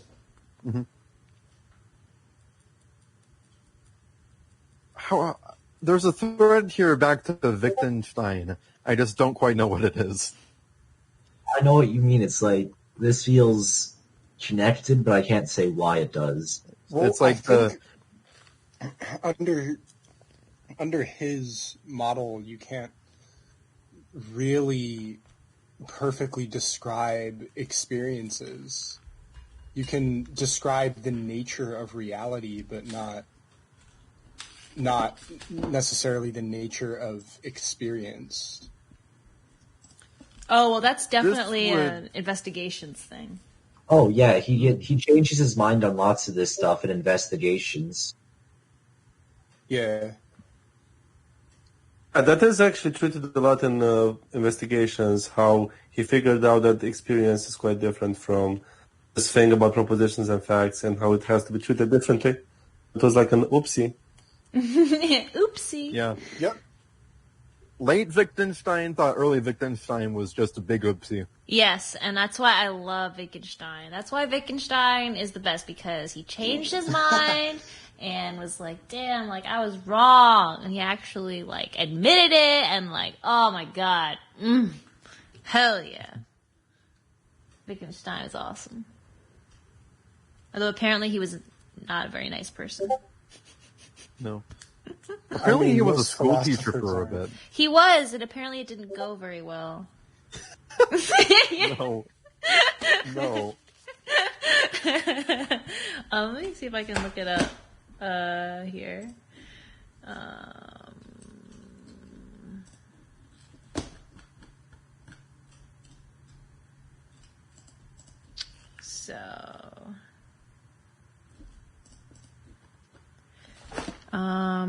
Teaching. Here we go.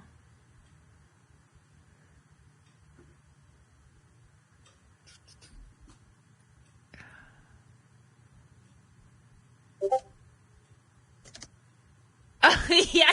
Here it is. Okay. So in 1920, Wittgenstein was given his first job as a primary school teacher in Trottenbach under his real name in a remote village of a few hundred people. His first letters describe it as beautiful, but in October 1921, he wrote to Russell, "I am still at Trottenbach, surrounded, as ever, by odiousness and baseness. I know that human beings on the average are not worth much anywhere, but here they are much more good for nothing and irresponsible than elsewhere." He was soon the object of gossip among the villagers, who found him eccentric at best. He did not get on well with the other teachers. When he found his lodgings too noisy, he made a bed for himself in the school kitchen. He was an enthusiastic teacher, offering late-night extra tuition to several of the students, something that did not endear him to the parents, though some of them came to adore him. His sister Hermine occasionally watched him teach and said the students literally crawled over each other in their desire to be chosen for answers or demonstrations. To the less able, it seems that he became something of a tyrant. The first 2 hours of each day were devoted to mathematics, hours that Monk writes some of the pupils recalled years later with horror. They reported that he caned the boys and boxed their ears, and also that he pulled the girls' hair. This was not unusual at the time for boys, but for the villagers he went too far in doing it to the girls too. Girls were not expected to understand algebra, much less have their ears boxed over it. The violence apart, Monk writes that he quickly became a village legend, shouting, "Krautsalat," which means coleslaw, when the headmaster played the piano, and "nonsense" when a priest was answering children's questions. What? I mean, that to me just sounds like an egalitarian. Treating the girls just like that. Yeah, no, I know. It's kind of awesome. It's kind of awesome. Wittgenstein thought girls could do algebra too. That's pretty cool. I mean, so progressive, sure. you know, children. Damn. Yeah. That's so progressive. Not only beating men, but women too. Yeah, gender equality. I know, right? Yeah. I'm an equal opportunity abuser, guys. Yes, yes. Oh my gosh, that's so funny. Oh gosh, I love the pictures of him. He Yeah. just looks so like angry. I know. Like, can you see? Like he was not. like This man was perpetually unhappy. he's so great. This reminds. Has anybody seen that? It was a clip. I don't know where it's from, but there was a clip of something that I saw in Dragoria of this girl saying, "I respect women's rights to shut the fuck up."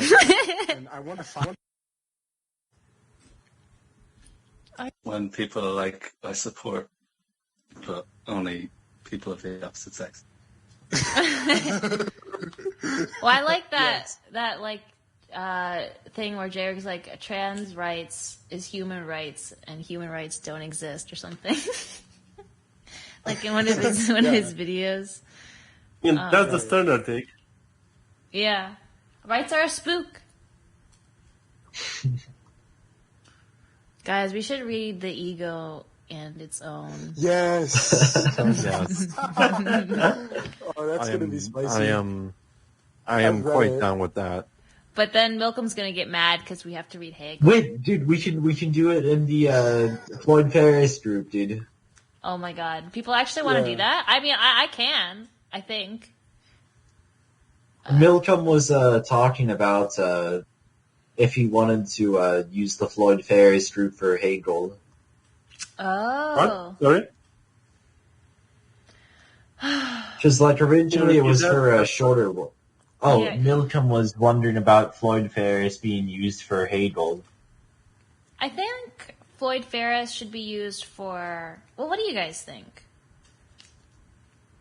I think first should just be used for when maybe if we do it in the future, do like 2 sessions a week, and it would be like for the people who do the second session as well as the first. Like a multi-session a week. Yeah, that makes a lot of sense. But I guess, like, do we want the primary, like, this current session to be the longer form works? Yes. Yeah. Yes. Okay, so the Floyd Ferris would probably be the shorter works. We can do Ego with Floyd once we finish Wittgenstein. I mean, we could do Ego now. Oh, that's true, to be honest. Yeah. Yeah. I don't have a physical copy of the Ego on its own. I'd have to buy it.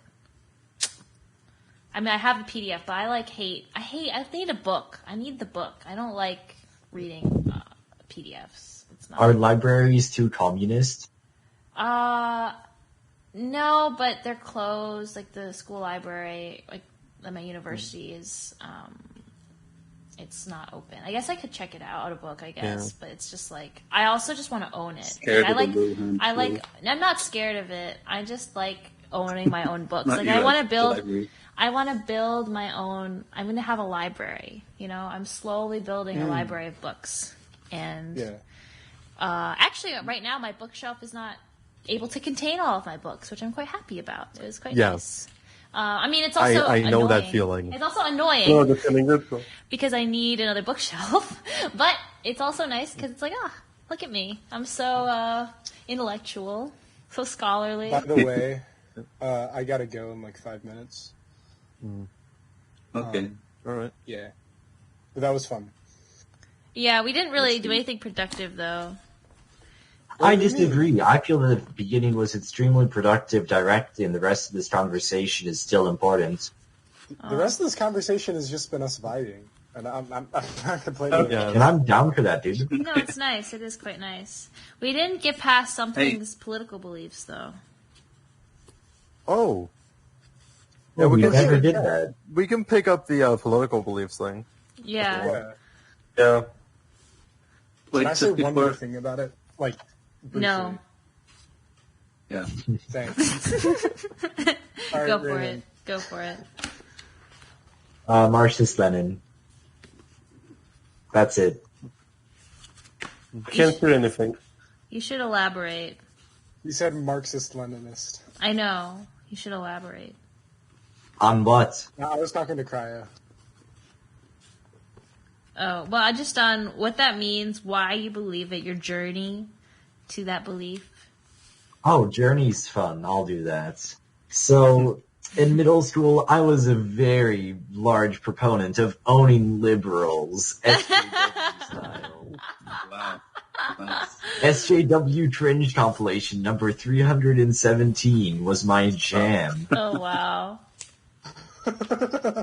I feel like lots of politically active people went through a phase like that, to be completely honest with you. How long ago was that? Those were the days. The anti-SJW craze on YouTube. Yeah. I'd say maybe like somewhere between 10 and 7 Years ago? My gosh. years ago. Wait, Gotcha. this SJW were W was a thing 10 years ago? Because I would have been. Tail end, I would say. Maybe? I don't know. SJW. That was like, I think that became a thing like 2013. Yeah, that sounds right. Okay, so it's like Yeah. 7 years Yeah, ago. so like obviously, I seven. think So like existed 7 before years that. ago. Okay, yeah. Because I don't remember. The height of it was like 5 years ago. 5. So yeah, that was a Height while of it. ago. I was before it was cool. I was not a hype beast per se. Uh-huh. But anyways, after a while, I started to realize this is super cringe and stupid, and had your average progressive phase that eventually, then I realized, wait a minute, this is cringe and stupid. And then for about like probably 4 or 5 ML. So dirtbag left.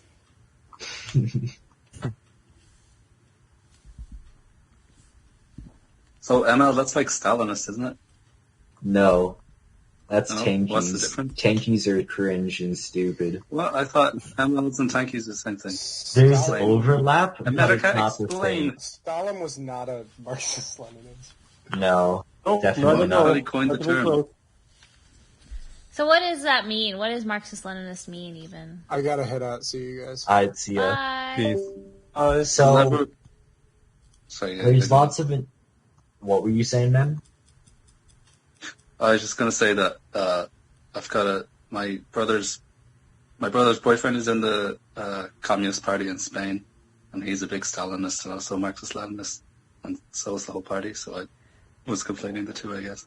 Oh yeah, I'm gonna be honest. There is a huge overlap between the two, but it's important to make the distinction between Stalinists and Marxist-Leninists because there's like with everyone else, I'm like, yeah, USSR was pretty cool. But with my ML homies, I'm like, yeah, USSR was cringe. Because it's like, Marxist-Leninism basically builds on the foundations of Marxism and applies it to a pre-industrial society to basically kickstart the global revolution.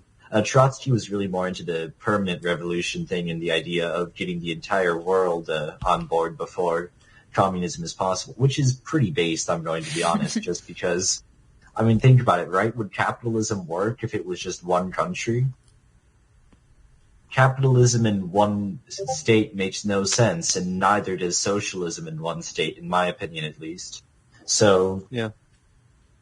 the distinction is that most Marxist-Leninists like me tend to believe the minimum amount of state should be used until we are able to transition. That way the process of withering away the state is easier and quicker, and also less liable for multiple war crimes and abuse.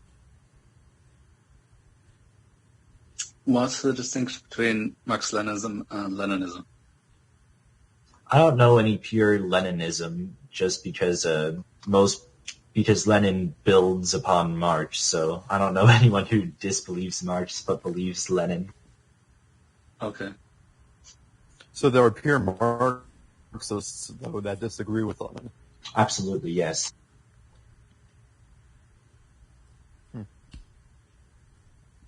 So, are you saying Leninism and Marx-Leninism are the same thing? Yeah, pretty much. At least I've never met a pure Leninist. Gotcha.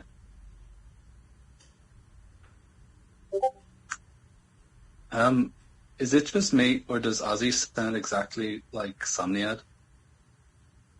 Who? I mean, Just you. he kind of does sound like Somniad, but I wouldn't say exactly like. I wouldn't say. I thought they were the same person. I don't. Interesting. Ozzy, speak up. Have you ever seen Ozzy and Somniad in the same meeting? I No, mean, this we is my haven't. first meeting, so no. Oh, they He's do got the speak same, like, similarly. intonation. They speak similarly, Yeah, but Ozzy's louder and more. His voice is more assertive sounding. I think.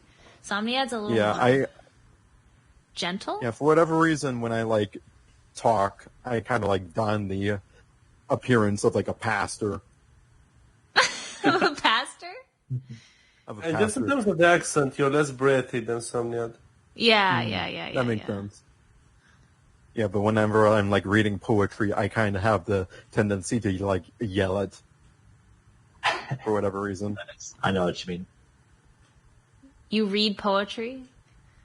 I write some poetry, and when I read stuff out, it's usually poetry. Will you if read I us go some to a poetry? reading. I mean, I have Agua Viva right by me. What's that? It's poetic prose by Cleus Spector. I kind of meant poetry that you wrote. Oh. Do you want to hear? I mean, I can pull up some poetry. Yeah, definitely. Actually, you know what? I don't want to derail this. I want to get all of the political stuff out of the way. So we can circle back to the poetry after everyone's gone. That's fair. Is that That's is fair. that good? Yeah, that's That's fair. the minutes. Oh yeah. Before we were talking about that, what we were talking about with ML. I was just trying to understand what it is. Yeah, I don't even really know anything, honestly. My political theory is shit. So Yeah. I just have political knowledge of Marxism, especially. I need to know more. Cryo keeps telling me that I'm actually Marxist. Well, you would understand it if you would have just read Lenin. Look, I'm saying it half ironically. You have to say. Yeah. I mean that, but unironically, dude. The only thing I've read is State and Revolution. Pretty and base. some stuff. And what's his name? Kautsky? Dictatorship of the Proletariat. So that was good. I read, I mean, I read some stuff, in class, my political philosophy class, a whole bunch of different stuff, some Hegel, a little bit of Marx, but, it wasn't, like, I didn't, like, read. I don't know. I don't remember it very well. And it wasn't, like, I don't know. It was a very basic rudimentary class. But I mean, Marx requires understanding of Hegel, and Hegel is, yeah. Yeah, which is why I'd really like to Hegel- read more of Hegel. it. But I don't know, Raymond, did you have anything else you'd like to add? Not really. Well, what is your praxis? I'd say lots of union stuff, to be honest with you. That's the majority of it that I feel is quite beneficial at the moment. Right. It's really, like, a lot of my peers will say that revisionism is cringe, but I feel that revisionism is necessary to establish a understanding of class consciousness. Wait, what do you mean by revisionism? Yeah, Well, I mean, basically revisionism versus revolutionaryism, Oh. if that's even a word. Is that It's like the idea of, do we Molotov the police Like stations, reform- or just reform? kindly ask the police? So yeah, like- basically. Yeah. Oh, okay. All right. It's the level Yeah, of violence revisionism is- used. Do you mean historical revisionism or just revisionism as in reformism? Reformism. Instead of- Yeah, that's what I thought when you said revisionism. Oh, did I? Oh, yeah, that's my bad. 'Cause I was like, I used those terms interchangeably there. That's my fault. yeah, because it just reminds me of like China fucking destroying all of their history, Yeah. which is very awful. It's actually awful. It's so sad. I mean, like, you go there and like it's just replicas of places that were just totally destroyed during the revolution. It's awful. Like, thank God for Taiwan, because like they saved a bunch. Oh my god. You know, granted, my grandparents did flee communist China with the original Chinese government, so maybe I'm biased, but You can't be trusted. not really. You know, Taiwan is actually the Republic of China. Like, that's their actual name. I don't know if you guys Yeah. knew that, but China number And to one. be fair, like, sometimes Eva does speak positively of China itself. I wouldn't say that she's biased, because she doesn't actually hate China more than we do. no, I don't hate China. I mean, they do their thing. It works for them. Whatever. I don't like Do it. you get a lot of Wall-E jokes? A lot of what? Oh, Wall-E. Wall-E. Well, actually, no. I actually use Wall-E to get people to say my name fucking right, because everybody's like, Eva. It's like, no, Eva. Like, Wall-E. That's actually the strategy I use to get people to remember my name correctly. Wow. I know. It's so fucking annoying. But, you know, it's fine. And it's nice because it's not a super common name, you know, but it's still a name that people, like, recognize. Although, actually, like, my first name has a chink part to it, so it's not, but the Eva part's understandable. what? A chink part to it, because I'm half chink. Oh.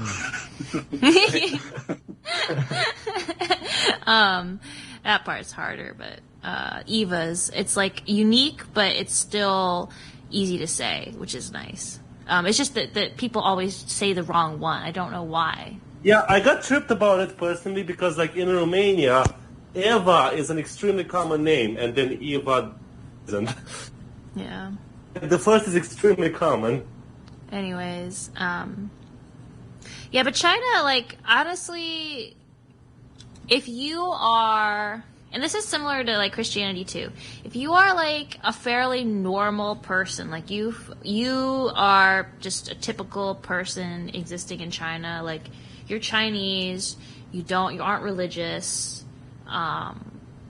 you know, you're pretty, like, healthy mostly, you're straight, you know, you're gonna be fine. Like, it's fine. Default character. Huh? Default character. Well, seriously, but, like, you'll be fine. Same with, like, Christianity. Like, if you're straight, you know, and you're probably gonna be, you know, like, if you're cishet or whatever, Christianity is probably gonna work out pretty well for you. Like, you're probably gonna be alright. It's just for those atypical people that really struggle in China. But Yeah. Struggle is a really weird way of saying Muslims in concentration camps, but whatever. Well, there's that. There's more to it than that, though. I mean, China in general, they really are sketched out by the people being more loyal to something besides the government. Any religion. I mean, of course, there's like Christians there, but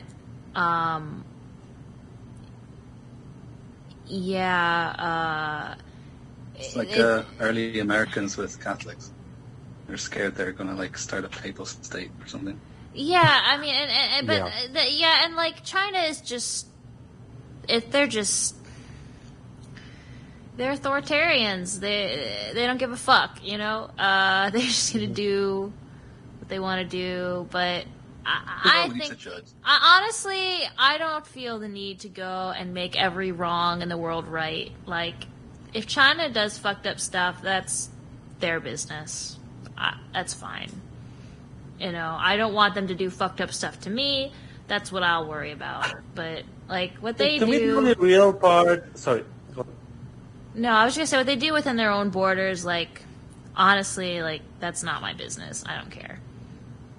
No, to me, it feels kind of weird. Like, it's not contradictory or anything, but it kind of feels weird sometimes when, like, you can judge the authoritarianism of systems that are less authoritarian than China. Then we don't judge China. No, I judge the authoritarian system. China's shit, but like, ultimately, when I talk most critically about authoritarian systems, you know, specifically the way the U.S. is authoritarian. It's because I live in the U.S. Like, I give a shit because it affects me. And I don't want to live in an authoritarian society. Well, I'm going to be honest, all the issues with the U.S. really don't affect many of us. Lots of the issues with the U.S. affect people in other areas. Like imperialism and such really doesn't affect us. If anything, imperialism is great for us, you know? Yeah, I guess.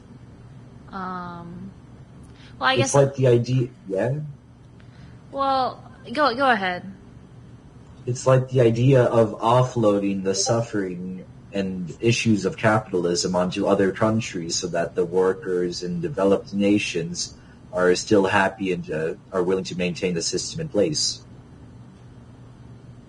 And the ones that are experiencing the whole full brunt of like the brutality of the system are the people who can't do anything Exactly, about it. Because they don't have the resources, and no one cares about them because they're in the middle of nowhere with a massive ocean between us and them. Wait, so what are you saying? I'm saying the reason why the neoliberal system is able to exist for so long is built upon the suffering of the third world. If the third world was prosperous, our system could not exist. Well, I mean, a lot of the cheap goods that we get are only that way because we produce them cheaply in other places. it's offshoring. But I mean, I don't know. It seems like at the same time, quality of life is improving even in these countries that are kind of behind us developmentally. Like, which it makes sense if you think about it, because like those like jobs of cheap labor that we like ate there through imperialism, people there take those jobs because they are better than local options. Of course, they're like quality of life would improve through imperialism to an extent. The problem is that us doing that is stunting their growth. are we stunting? Because technology is improving, and technology does improve quality of life. In the more standard sense of quality of life, you can make a primitivist argument that doesn't disagree with what I'm saying. But the thing, though, is that this technology may be increasing, but these impoverished nations are not increasing along with technology. They are, though. No, they're increasing, but like they're increasing much slower than the increase of productivity. Are they? Yes. Are you sure? Yes. And there are like statistics and indexes for that, like indexes for development, technological development, urbanization, stuff like that. And the reason for this is, like, do we know why their development might be slower than it quote unquote should be otherwise? I mean, I think a pretty reasonable, educated guess is that because they don't have to like develop their own like industry because they work at our like offshore bases, and that's basically a secondary effect of imperialism.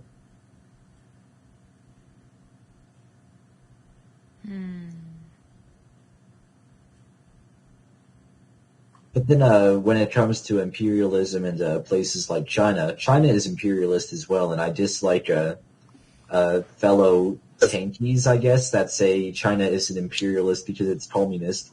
These are the kind of people that would say... Does anybody actually believe that? Like, can anybody actually seriously say that? Like, that's so fucking stupid. You're such a fucking idiot if you think that. China is not communist. China is not communist. I know. I think it's like you could say, oh, it's just communism with Chinese characteristics. No. Okay, America is now communism with American characteristics. I love America now. What? China is...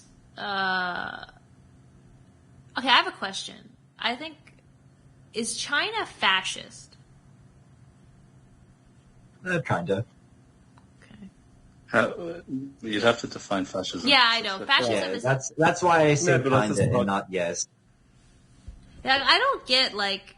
I feel like people throw around that term, but, like, I don't even really know...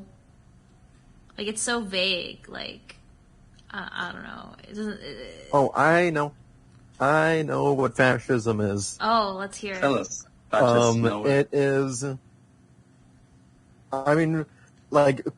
colloquially, like, fascism as it regards to, like, blanket authoritarian states, like, the waters have been muddied in regards to that. But when people talk about fascism, they generally talk about, I tend to think of it as, like, two prongs, one of which is explicitly, like, racist rhetoric that's like, oh, hey, well, maybe not racist. Nationalist is the better word. So, like, you know, think of the Nazis. We are the German us people. versus them mentality, which doesn't have to be race related, but it is an us versus them. It almost always is, though. Yeah. It's we are the best, and we need to secure the top position for ourselves. And there was this mythological past that did not exist where we were on top, and that was the most prosperous time in history. Yes. And we will go back to that time in history by this, like, season of power. So it's both us versus them, and then also this, like, myth that's perpetuated. Yeah. Myth of and those things are, and those things are, like, the hallmarks of fascism. So something can be authoritarian without being fascist. Oh my god. I managed to reach for my chocolate. My headphones were long enough to reach. I would agree with that interpretation, but I have two separate interpretations that I both see as valid. Yes. One is from a Leninist perspective, that it is capitalism in decay. If you guys want to know and get into that, I will, but I'm just going to gloss over it for a second. And my other interpretation, which I feel is a lot more standard, is that, well, actually, I don't think it's standard, but I think it expresses what lots of people feel, is that it's almost like a toolbox of ways to conserve and maintain a current culture, including changing history, totalitarianism, putting out an enemy out there, stuff like that. You know what I mean, right? Mm-hmm. Mm-hmm. The two are separate, and when I say fascism, I refer to usually either one of them, and it really just depends on the language games that I'm playing at the moment. Yes. Well, the way I think about fascism, and this may be uneducated and stupid or whatever, but is it's when It's sort of like using. It's like a replacement for religion and giving purpose to people, where the state, it's a lot like heavy nationalism, and where the nation itself is seen as like, the source. Oh shit! Fucking hell! I didn't get it. I should have. There's a bug. The nation itself is seen as a source of meaning in people's lives. Yes. That's what I see fascism as, and then sort of it coupled with authoritarian style government, where it's not just patriotism. It's where literally it's the country first, and usually top down style authority.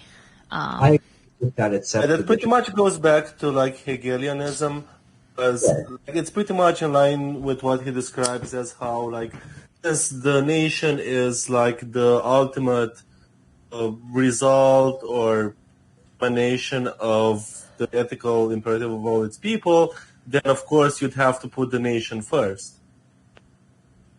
Mm-hmm. Yeah. But yeah. I'd say with the state being like front and center, it's like the state conceived as the manifestation of the people's will, or like, like the collective energy of the Volk, or the people. The Vulcan, yes. Yeah. Activism is good to kickstart systems, but I do not believe it to be a long-term plan, as lots of totalitarian collectivist societies have sacrificed the individual. Yeah. I was watching like Innuendo Studios, and he has like this alt-right playbook thing, and he likened fascism to like a death cult almost, because like there always has to be a them. So like like let's just say that the Nazis did genocide the Jews. They got rid of the Jews. Nazism cannot sustain itself without an enemy, so they would just pick a new enemy, and eventually it would lead to this so-called like master race picking themselves apart. Because the enemy has it's a religious ideology that needs an enemy. I just wonder, and the presence of the enemy is more important. Is an enemy naturally contained in the idea of fascism? I'm sorry if that's a really obnoxious way to phrase that question, but like, I mean, I would say definitely as let's say yes. It's almost a tribalist ideology, if you want to call it that.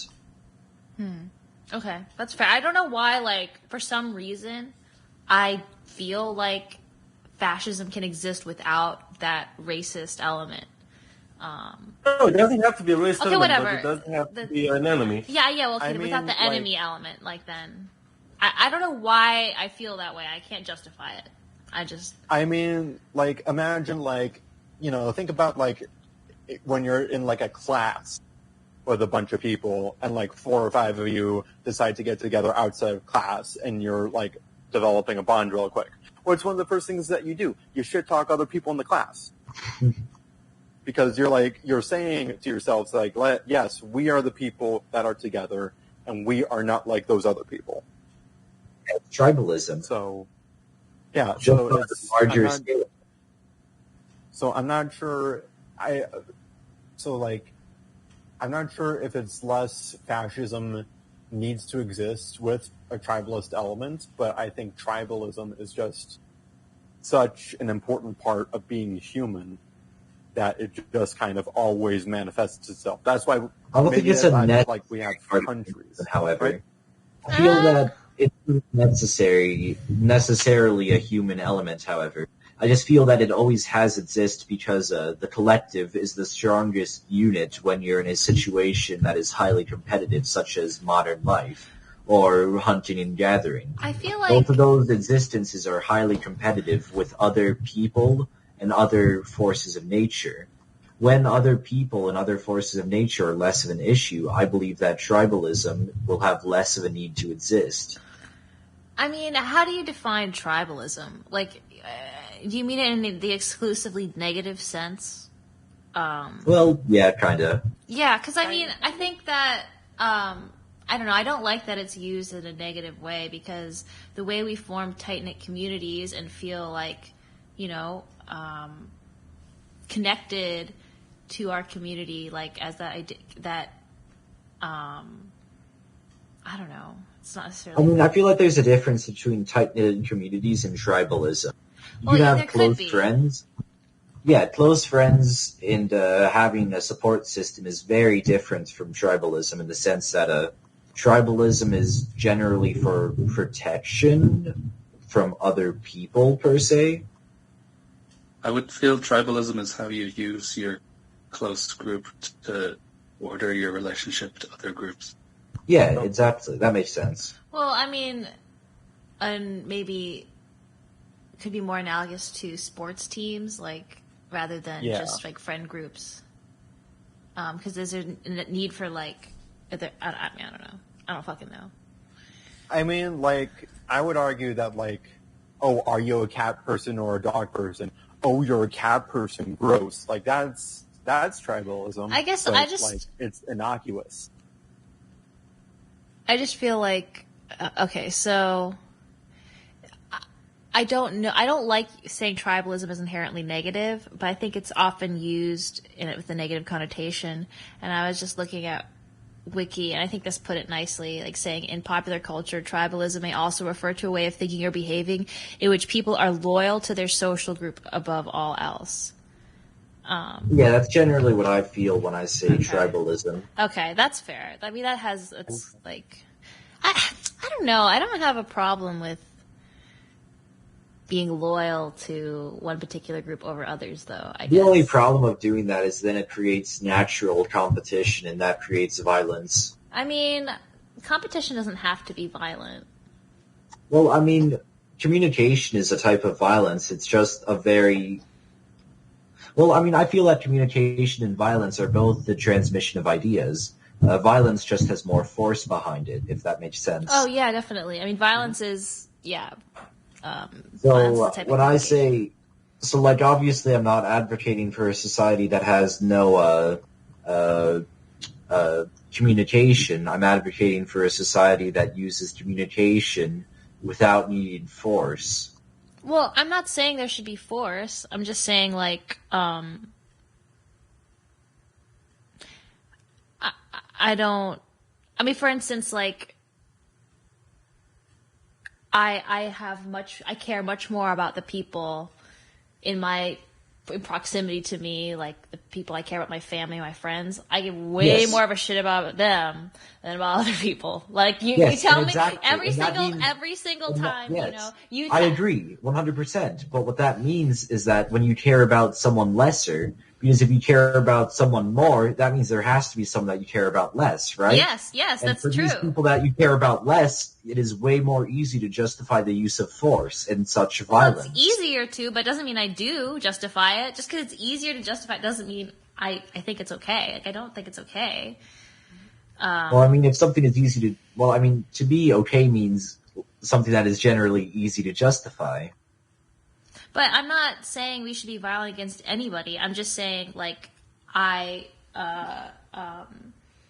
will choose to help people I'm close to more than helping others. Like, I would divert more resources to helping those close to myself. Like, oh, yes, but it's okay and good for social groups at a smaller level. But when this is at a higher level, it can easily lead to violence.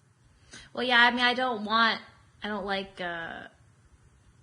I think that's a big problem with large social groups. Like, I don't think, like, for instance, tribalism extremely harmful when it's in something as big and dilute as, like, a fucking country. Like, yeah, that's, I feel like, where our ideas of tribalism are different. I see tribalism as a society or a group that already has these strong loyalty and bonds to each other at an extreme level, where I feel like you're saying it in the sense of just having those bonds in the first place. I don't consider having friends to be tribalism. It's maybe a less extreme version of it, but I take tribalism to be the fringe case, per se. I guess, yeah, I mean, I'm not just talking about the fringe case alone. I'm talking about, in general, the, like, like on the And spectrum. also, it wouldn't be useful to define tribalism that way because, in that sense, everything is tribalistic, and you can't actually use the word tribalism as a discriminant Well, or you can say determinant of a specific how. behavior.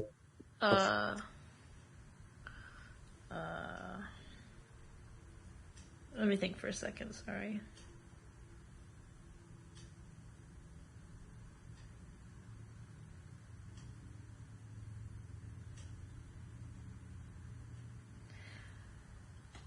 And you also never answered my thing about doesn't okay pretty much mean easier to justify?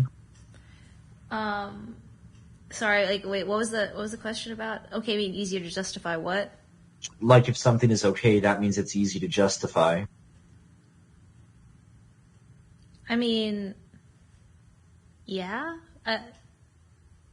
Yeah. Can you give me an example? Sorry, I'm gonna be real with you guys. I just took a couple hits of my bowl, and I know I'm a little bit stoned, so I'm just like, All right. Okay.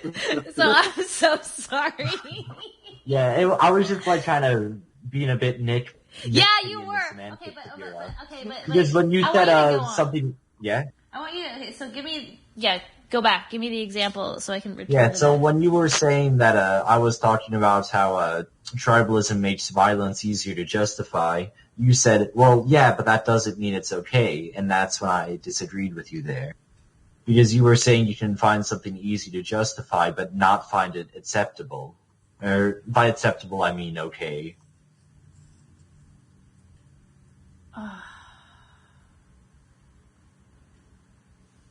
I'm so sorry. Like, what was the point I was trying to make?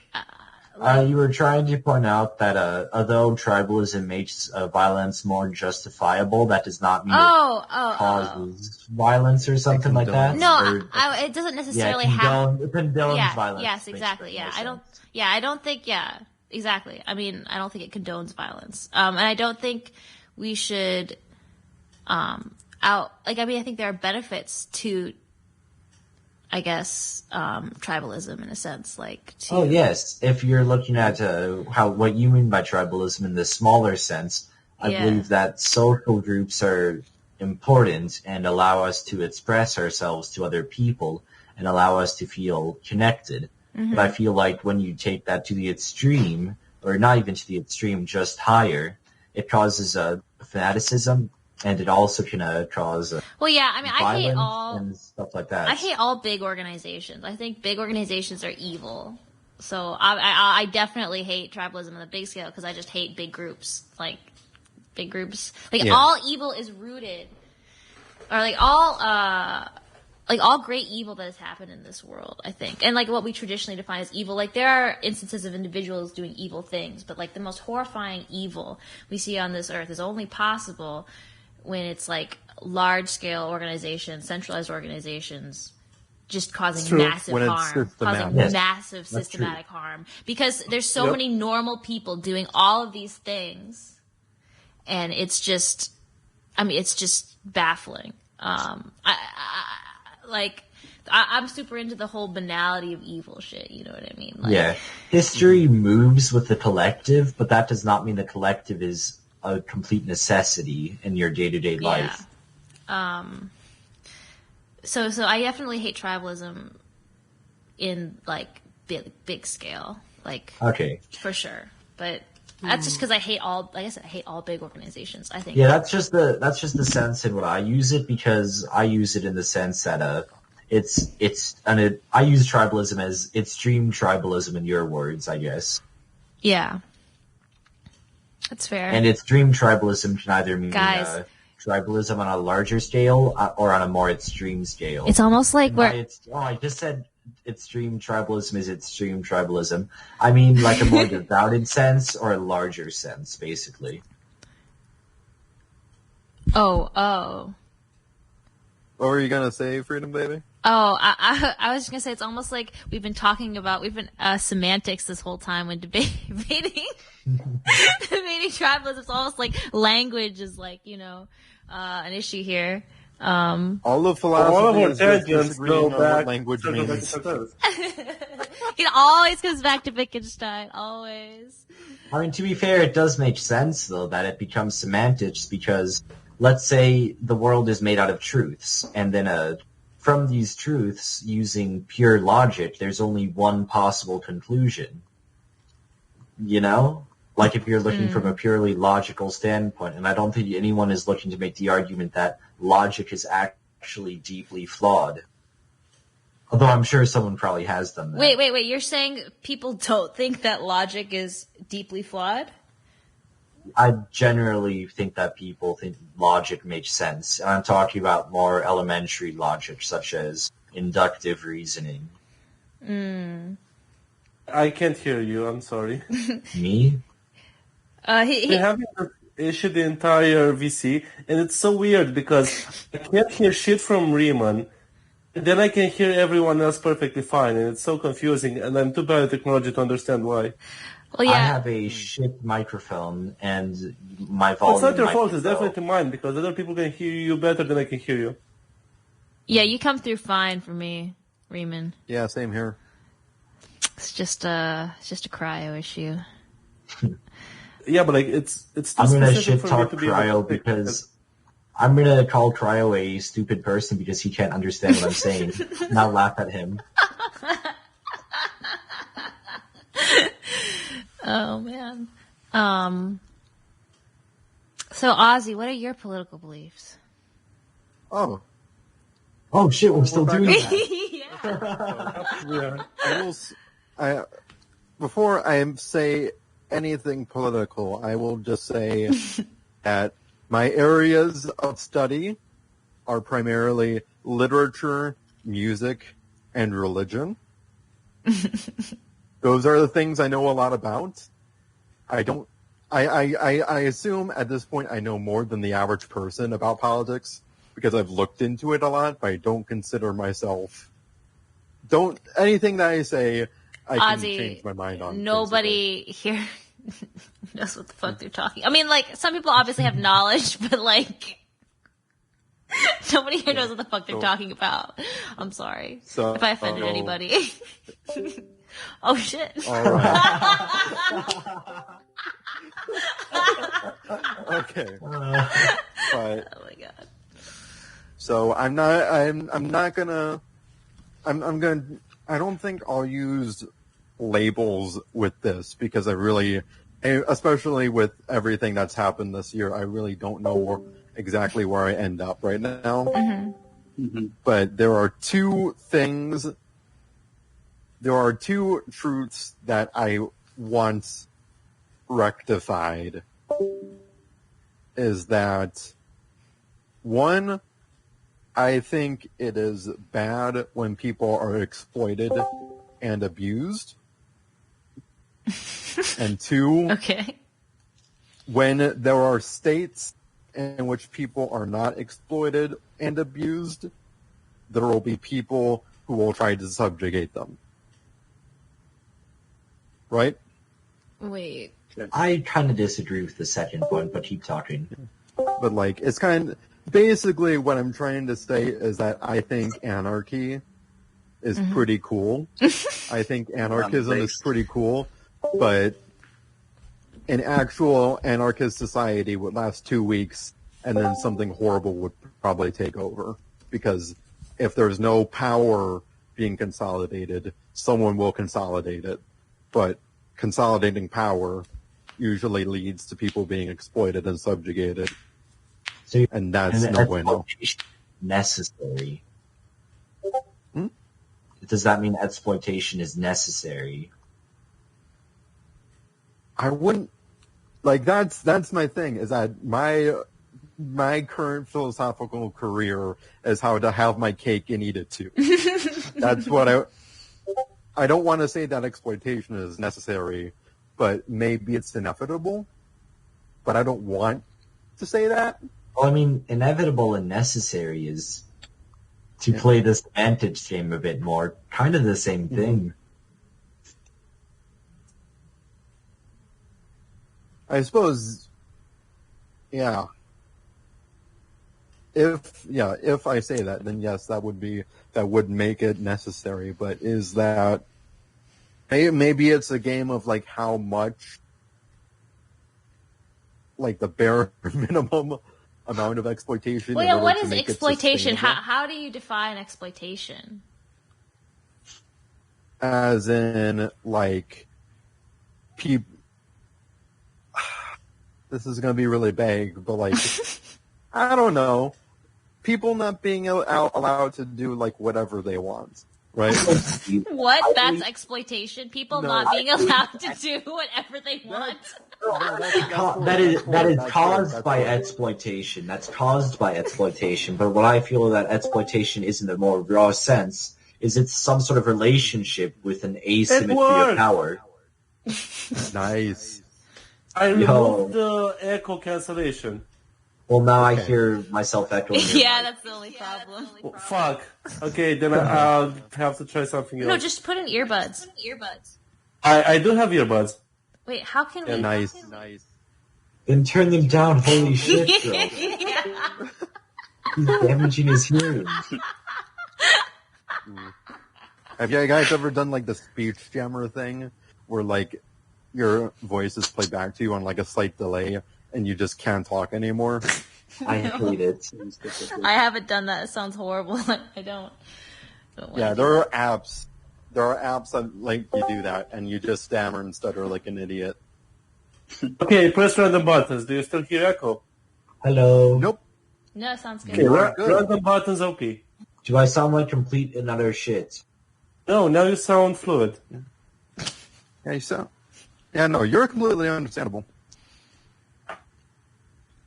Random buttons OP. Okay. So anyway, I was being. What was I being? I was being Defining exploitation. decimated. Defining exploitation. That was. What would be a good definition of exploitation? I mean, I just feel know that what? it's asymmetry in social relationships. But Like, social relationships are always going to be asymmetrical in some way, so it's a spectrum of exploitation. It's not some Yes, things are exploitation, absolutely. some things aren't, and it's like that's always going to exist. Like, it goes back to dialectics. I mean, We I should, don't know if that's strive to move towards lesser asymmetry, but it's always but it's likely always going to exist in some lesser amount, unless the ideas behind this stuff are completely revolutionized. I mean, I wouldn't personally say that asymmetry and oppression are inherently tied to each other. Why not? So, like, let me give you an example. This is not necessarily like the thing that happens usually, but let's say that you have a small business, right? And you own a small business in a state with very strong, like, unions and stuff. And the big businesses have, like, workarounds and loopholes around that, but small businesses don't. And you're in a position where basically, let's say that your work is worth around, like, X a month, let's say.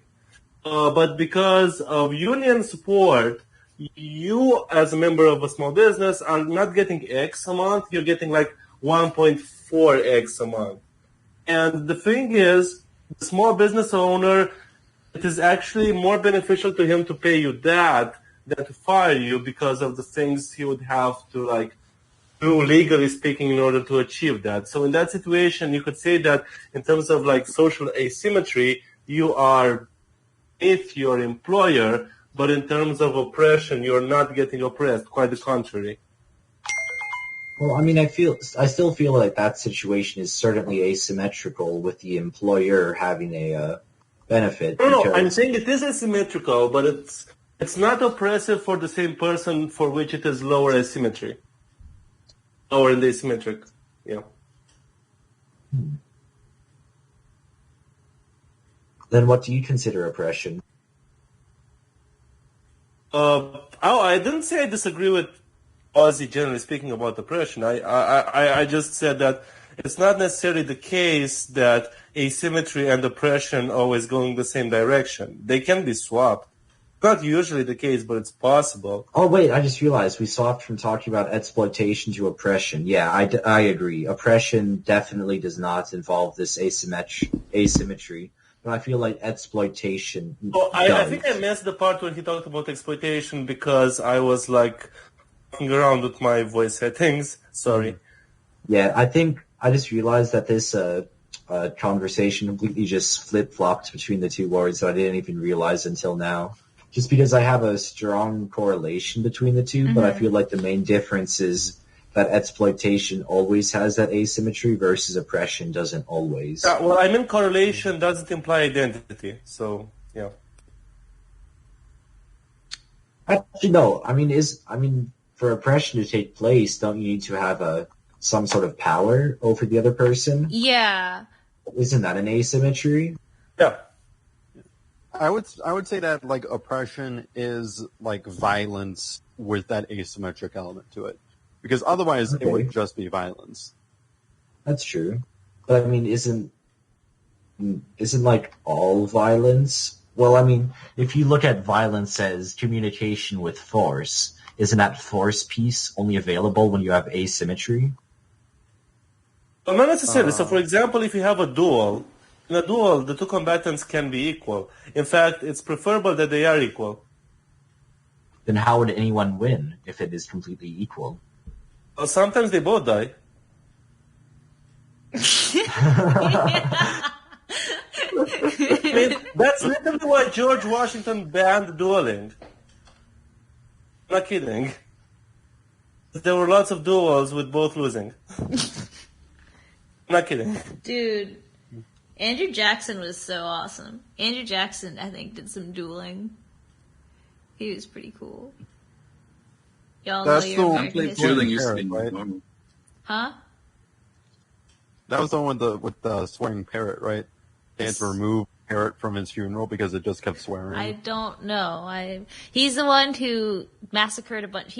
Trail of Tears, I think, was Andrew Jackson. But also, he got rid of he tried to get rid of the bank, the federal bank, which is pretty base. Parrots are amazing. Parrots are such amazing animals. And he was just a fucking badass. He was awesome. But he was terrible. I think it's hilarious, the idea of like taking someone who did bad things, but then being like, "Yo, this guy is awesome because he did wacky badass thing when he was a kid or something." Wait, it's like people who are like, "God, I love Elon Musk because he makes funny anime jokes." Elon Musk is awesome. People like that. I think it's hilarious. Elon Musk is like, ugh. Cringe. Oh, my audio is going back to shit. I'm so sorry. Fuck. Oh. Oh no. Parrot funeral president. I don't see anything about Andrew Jackson. Oh, it was Andrew Jackson's pet parrot. What? Nice. Oh my god. Yep. That's so funny. No, because I did a project on Andrew Jackson in like high school, and like I read like this book about him, and like I didn't even really know. And I remember reading the book, and I was like, "Oh, Andrew Jackson's awesome! I love Andrew Jackson." After reading the book, I just legitimately after reading this book about him thought he was awesome, and then I realized he did do some fucked up stuff. Okay, I'm going to be honest. That is pretty based. He's badass. That's bad. And he's badass. Oh my god. Yeah. Oh man. So that's why I love Andrew Jackson. I think for real. Because of that. But I feel like oppression doesn't necessarily require you getting I feel like oppression, the connotation, like when you use the term oppression, you're emphasizing the fact that people's freedom is limited. Like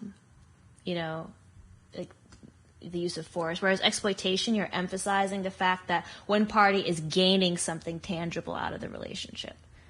Okay. Like oppression doesn't necessarily maybe. Well, yeah, that makes a lot of sense. Saying that oppression and exploitation, the main difference is that exploitation, you then extract something that is like countable, material. Yeah. Well, by material I don't mean just like by material I mean something that's easily tangible, because emotions are material, but like when I say material in like the offhand way, I don't mean emotions are material.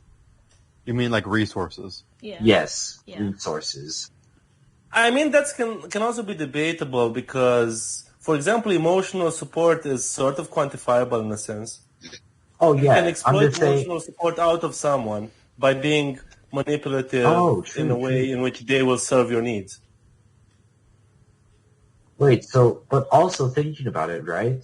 If you saying that the removal of the Jewish people by Nazi Germany, I would consider that to be exploitation because you're extracting PR essentially from them. They also extract loads of wealth. And it's not just it's also wealth. And another way you can see like the Jewish people as being like exploited, it's not about their removal but also their acceptance. Because for example, one of the main reasons why like Franco could convince the European community to like let Spain in was because he fabricated some lies about how many Jews he protected during the fascist time in his country. Like the numbers were like 10 times smaller than he actually presented them, but like that's PR exploitation as well, yeah.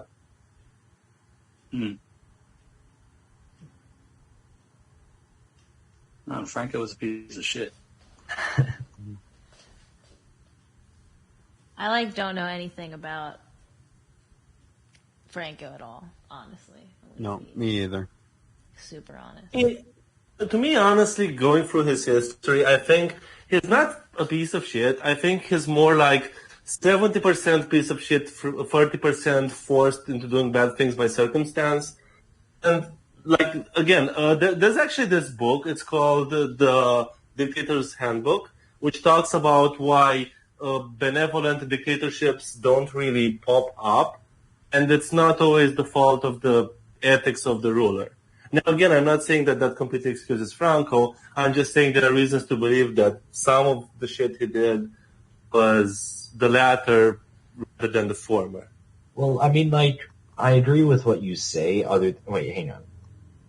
I want to think about how I want to say this. Keep talking 1 second. Well, yeah. I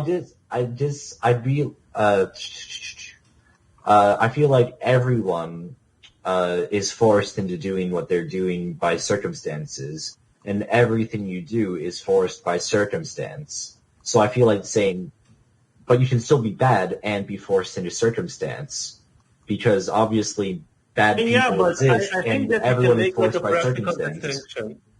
Oh, from a practical sense, yes, I would agree. No, I think you can make a practical distinction between like shitty things you desire to do and shitty things you are pushed into doing. Like, I think there is a difference to be made there. I agree that material circumstances push us into all the stuff we do, but there is a distinction that can be made practically. Okay, if that's what you mean, then a practical use of it. This is nitpicky, but yeah, then totally.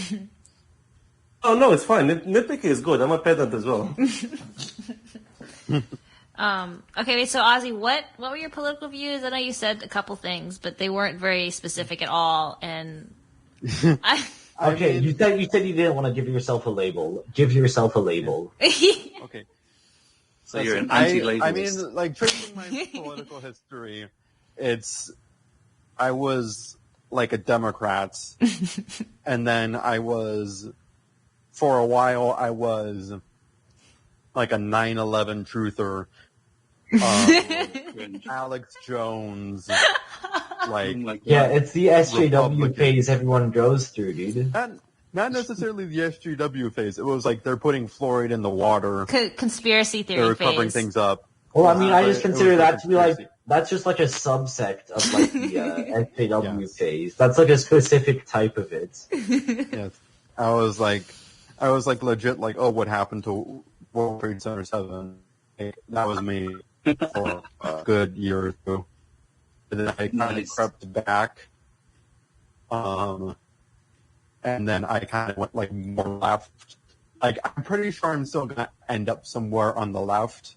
For a while, I was a very ardent, like, anarcho-pacifist. And nice. I still kind of sort of ascribe to that. Like, ethically, I am a pacifist. Like, I don't, like, this is getting, like, less into politics, but, like, I don't like violence.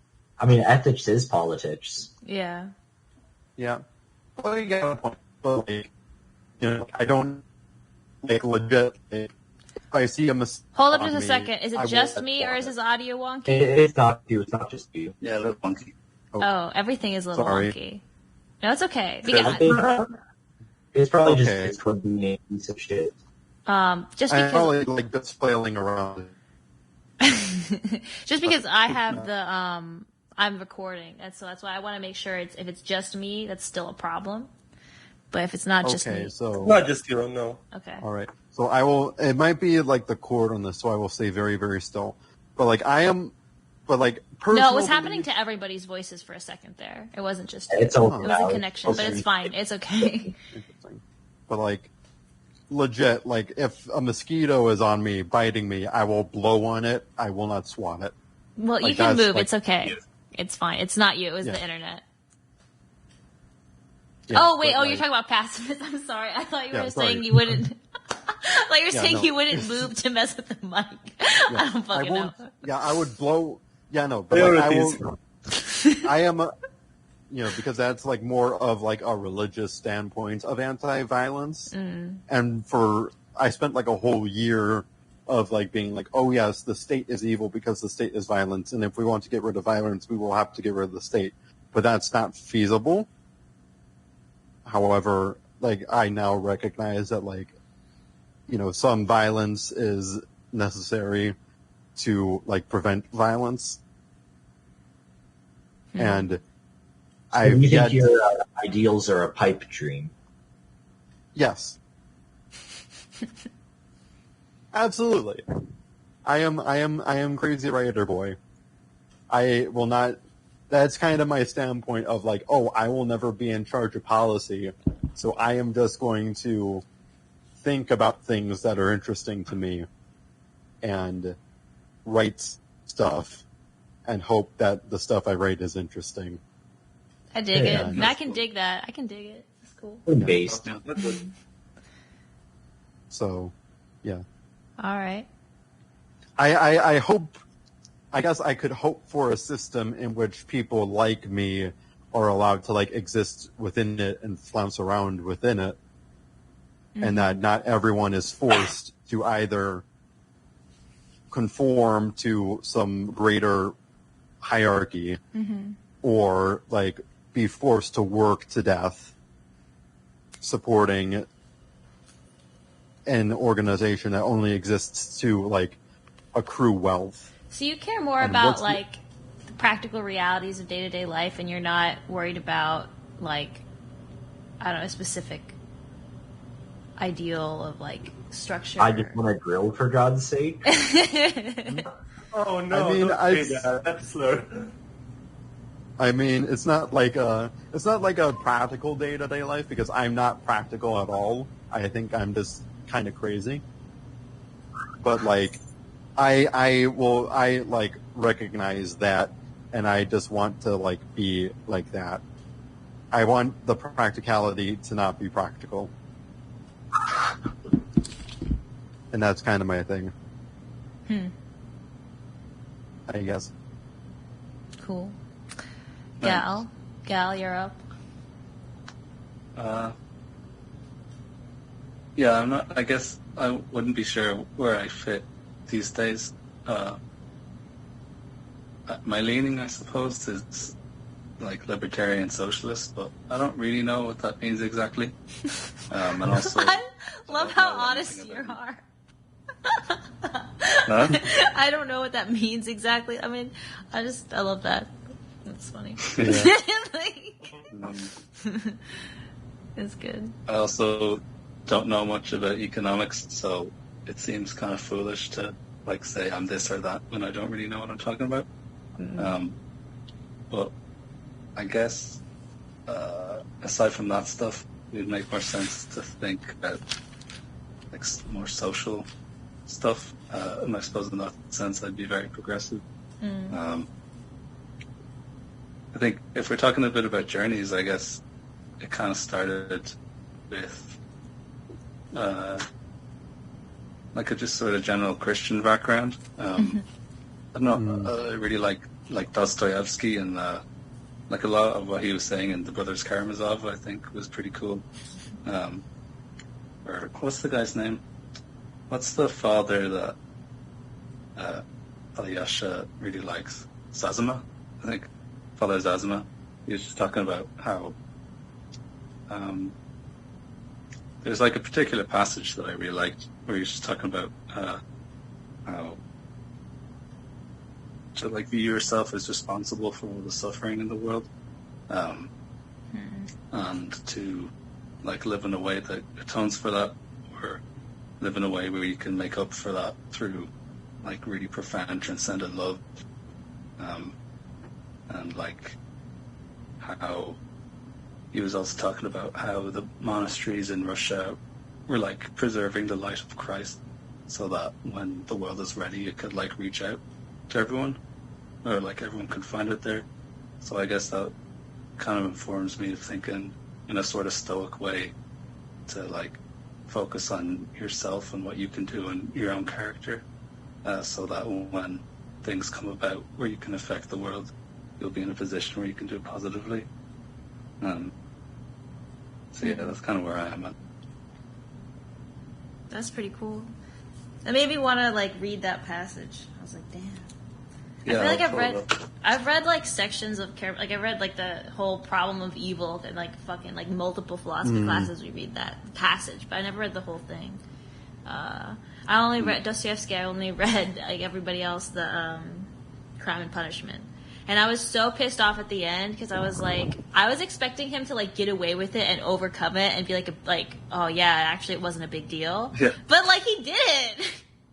He just like got guilty and went to go like a Christian camp, and I was like, what? That's lame. Like I was so excited for the end because I was like, oh fuck yeah, this is gonna be about this like guy, and he's like gonna realize like wow, morality sucks and like blah blah blah, and then he just he just went and absolved himself of his sins or what the fuck ever it was. I was like, damn, what a bummer. He's outrunning karma. Like I don't know. But I always wanted to read that. Yeah, I really like that book. There's also another bit in it.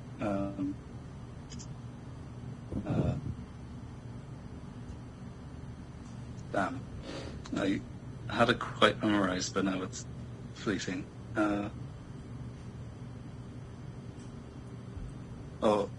True security doesn't lie in isolated individual effort, but in the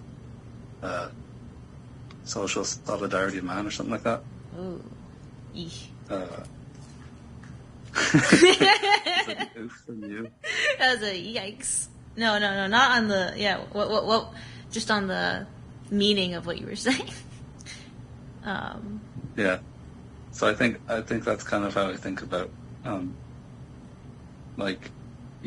do everything I can, but the kind of more meaningful change will come about through social action, which is, I guess, why I lean towards socialism. But what that means, who the fuck knows? I mean, how would you may not, like, actually, quote unquote, know what it means, but what do you think of what comes to mind when you think of socialism? Like, what's your guess about what it is, even if it's uninformed? Like, what draws you to it in particular? I guess specific practices like, I don't know, worker self-management, or direct democracy, or like more democracy in local communities, or more democratic control over economics and like economic production and stuff like that, rather than, I guess I would see our current system as like composed of like little city-state authoritarian structures that people don't really have much control over. So like socialism would be putting more control of that in the actual people who participate in the production.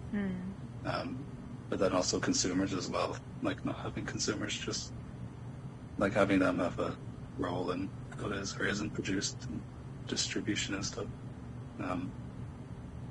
So yeah, I guess I like the idea of like, I don't know, anarcho-syndicalism or something, where like there's lots of unions and syndicalists that kind of unite over common economic issues and stuff like that. But I mean, without a monopoly of violence, I mean, as shit as that is, I don't know. Like, would that just deteriorate into like warlordism and stuff like that? Because it very easily could, I imagine. I'll give you my response to that when it's my turn to explain my political process. But basically, I started where you were, and then I add a bit of state, and I can explain why that can work there. Okay. It's a tiny bit of state. That sounds exactly like how I was when I first started growing out to. Like I went from progressive to about what you described to about where I am now. Yeah. Oh no.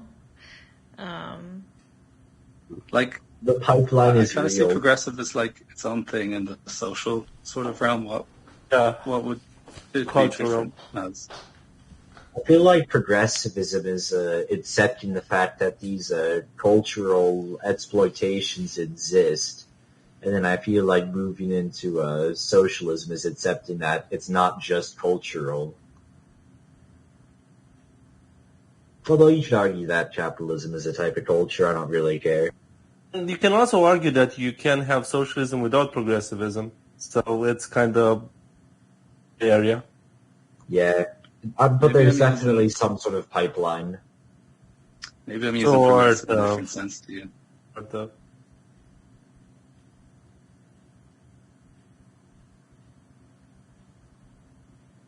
there are definitely places with more worker equality and less cultural progressivism, Yeah. despite the fact that the Yeah. pipeline exists.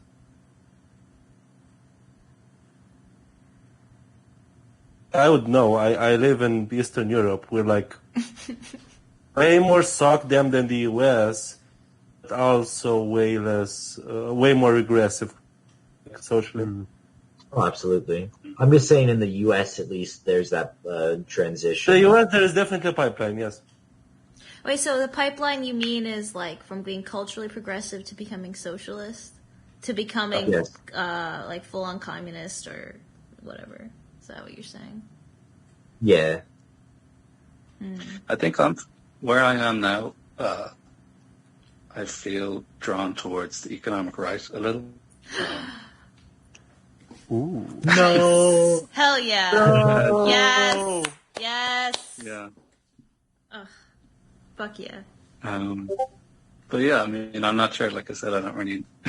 No, I don't really know. no, you can't be culturally progressive, but also a capitalist. No, capitalism fuels that. Of No. course you can. That's the sad part. Yeah. Oh, I know, I'm joking. Yeah, of course. It's like the no, you can't do that and haha burr meme. Oh yeah.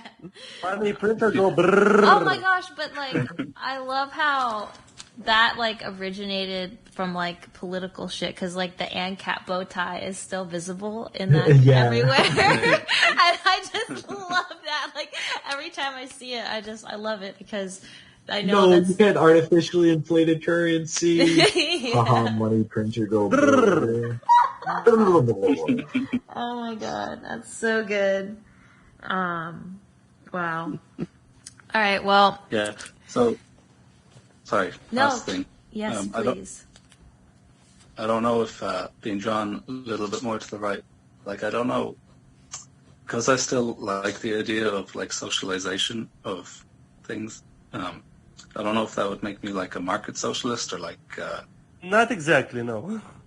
no. What is a market socialist? Like what is it where you can have Market systems? socialist is pretty much a person who like wants to like socialize the communities, like for small communities, the means of production, but doesn't care as much about abolition of currency and doesn't care as much about the means of consumption. Basically, people who give more of a fuck about, for example, employer exploitation than about consumers, pretty much. Why don't they care about consumers? Because basically the logic is that free market, whether it's capitalist or not, will eventually like get prices down from the consumers because there will be pressures from demand. Especially if there are like that large corporations that can like control prices oligarchically. Okay.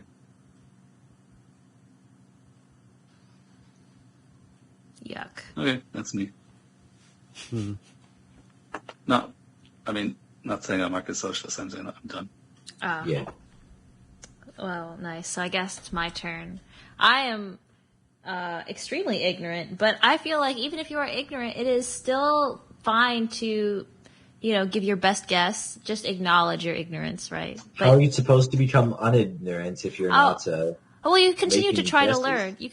You continue to try to learn, but just because you don't have a good answer or a clear answer doesn't mean you should still make assertions about how you interpret things. I mean, that's how you progress, I guess. Yeah, that's how you learn. So that's where I'm coming from. I like the way of trying to avoid labels, at least at the beginning. But I'll just try to go based on what I like. I hate big organizations. I hate them. I think they're evil. I think they're horrible. I'm all about decentralization and just scaling things down, like to very local level. I think people should be directly involved in their communities. I feel like there shouldn't be, like governing. Like it shouldn't be someone's job to do governing. It should just be people make decisions together in addition to whatever else they do in their time to make a living. But being. I don't like the idea of like a politician as a job. So like you'd have most decisions be like through referendum, pretty much, right?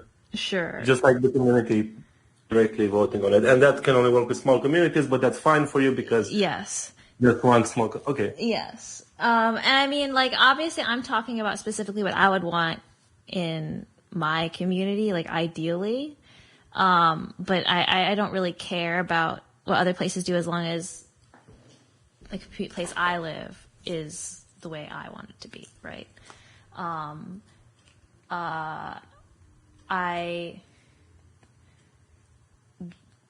also, practically speaking, like I know that kind of vision I have is like super like not realistic. Like when I think about my day-to-day life, like honestly, I just only care about my practical reality of like I want to be able to do the things I want to do.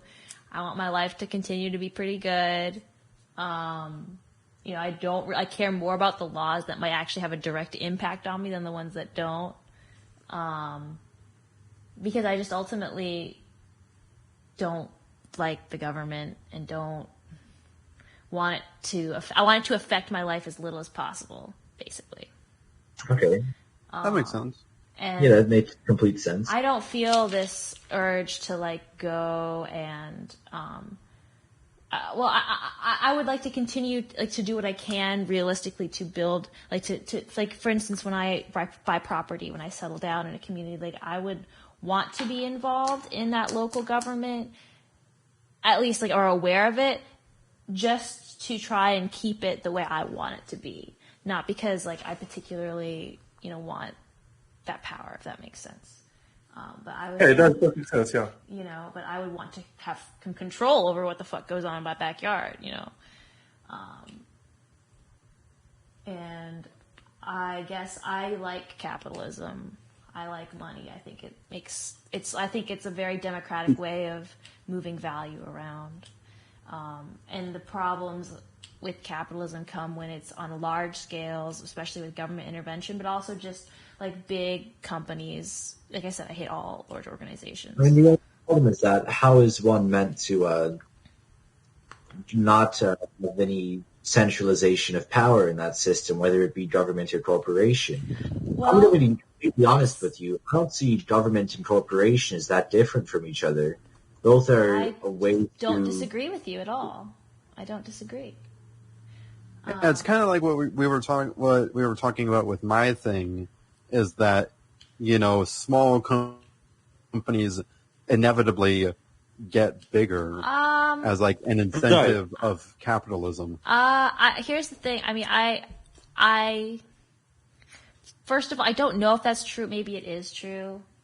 I feel like it doesn't have to be true. I mean, I guess history says it's generally true, but it's certainly not generally true. But yeah. And I think also, like I said, I only care about where I live. And like, if I can live in a place that fosters a culture that doesn't just try to grow and expand and gain power, and as long as we can manage to fend off other larger institutions from exerting power over us, I don't really care what goes on outside. I'll be honest with you. And it's much easier to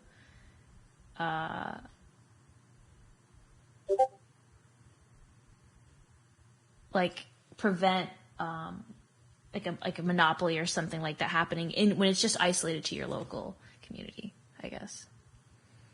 I don't know. So yeah, that's me. That's cool. Yeah. And we didn't do the journey thing as well. Yeah. My dad was very Republican. And I'm sorry, this is a tangent. I'm so sorry, but he wasn't always Republican. He went through his like phase where he was very politically involved and like super left wing, I think, or progressive. But he told me like one time when like during when the Vietnam War was about to happen, he and his band, because I showed him the J-Rig video, I want to die in a war. Because I love that video. It is like one of my favorites.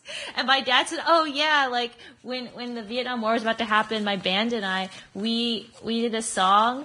It was like a really upbeat, like there's gonna be a war, like that kind of song, like something like that.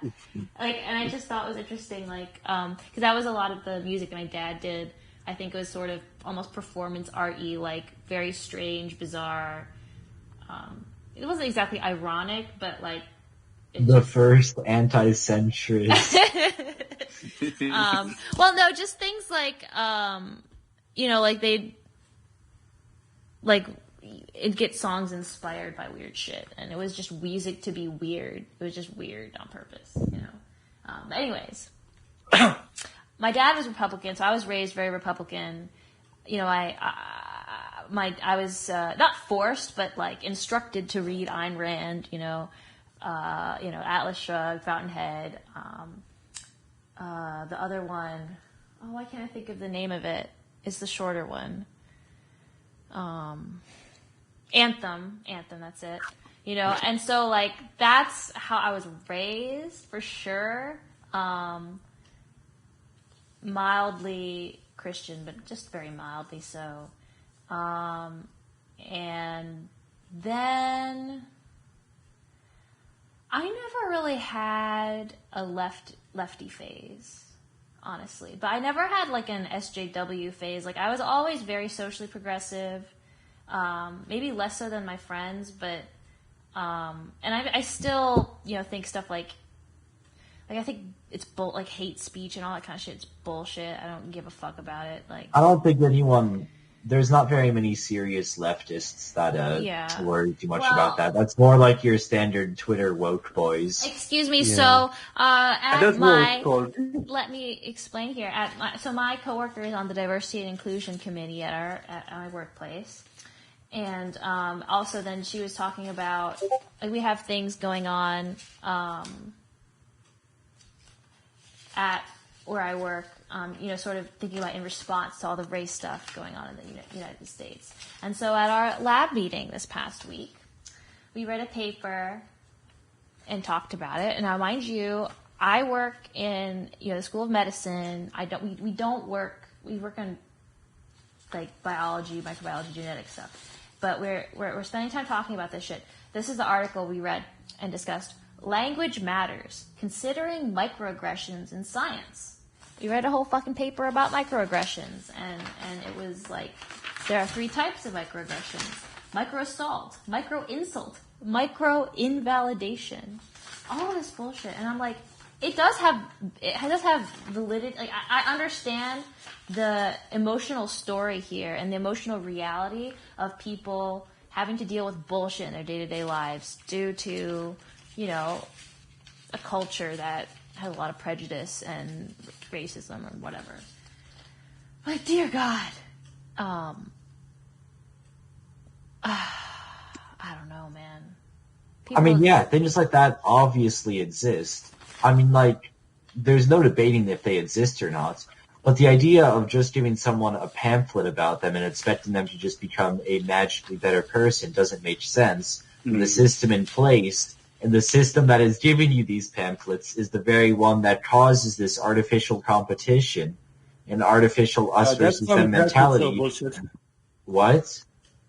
That's some Jack Rousseau bullshit of everyone is like inherently good and they just need to be instructed how to be good. Yeah, the thing though is that people aren't inherently good or bad; they're just products of the world around them.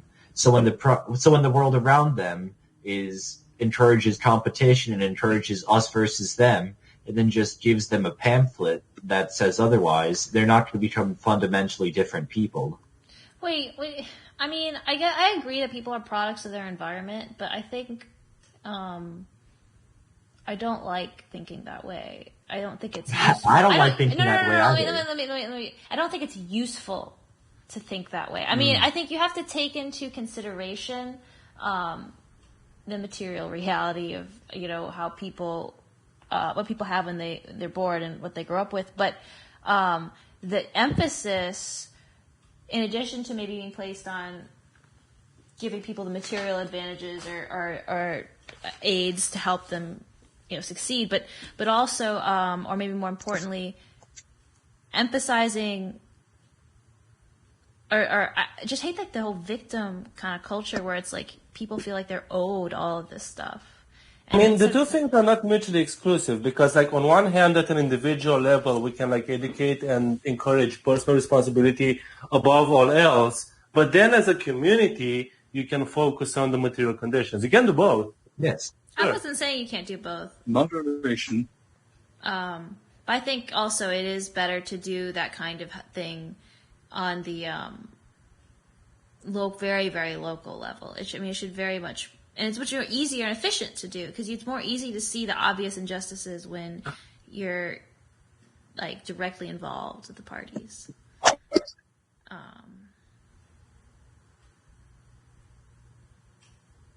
Yeah.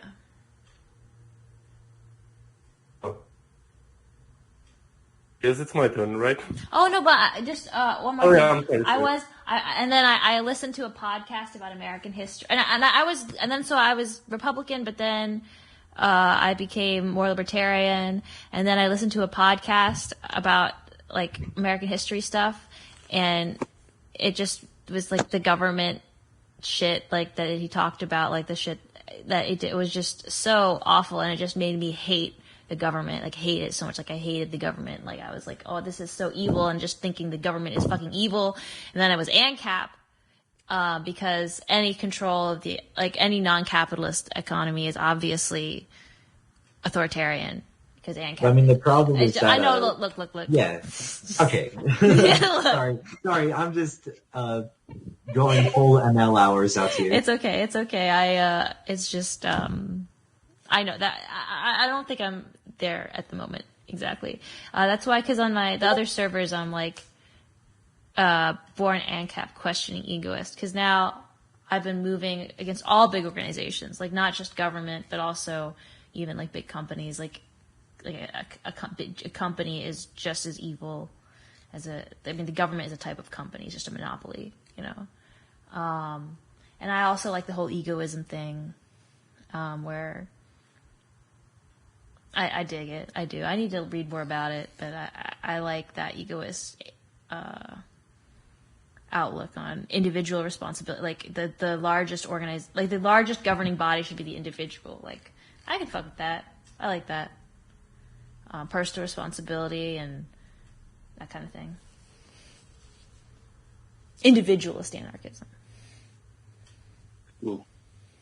I feel like full egoism is useful, but at the same time I feel that utilitarianism is useful, and I feel like it's important to not go too far either way, because egoism, I mean, it depends on what you consider egoism, but lots of the time I see egoism isn't anti-cooperation, which lots of people it's not at all. Because often cooperation is mutually beneficial. And I'm not talking in like the capitalist sense.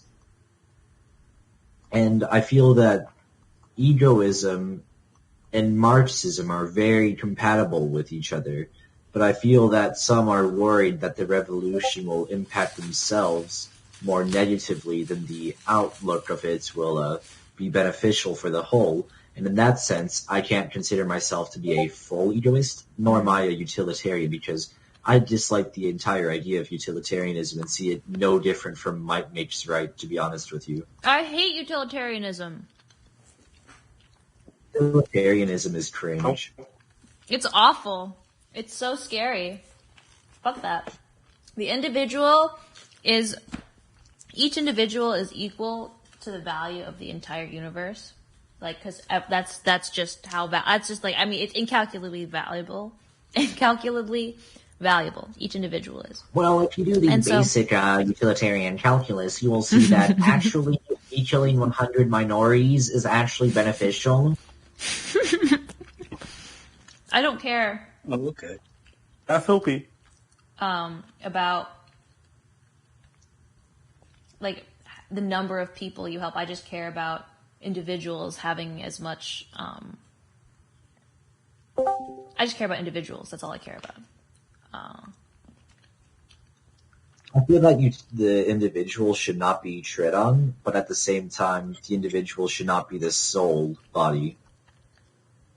Well, by tread on, I mean like seriously. I feel like there has to be some concessions on the individual level, but it is still important to keep it in mind. That sounds much better. Please no steppy. Well, like for instance, I think it's something disposable. Hey. Yeah, you guys still going? We're still going. Still going. But shit, what was I gonna say? Oh yeah, but like for instance, I think I prefer. I don't know how relevant this is, but like for instance, if in the running of a community, rather than have like written out laws, I prefer everything was just left up to personal judgment. Like I don't like formalized anything. Like I see a problem with that though. Is that it's really easy for then other people to go and take your freedom away by just exerting their will over you. We just gotta fight them off. Gotta fight them off. Yeah, but that's not.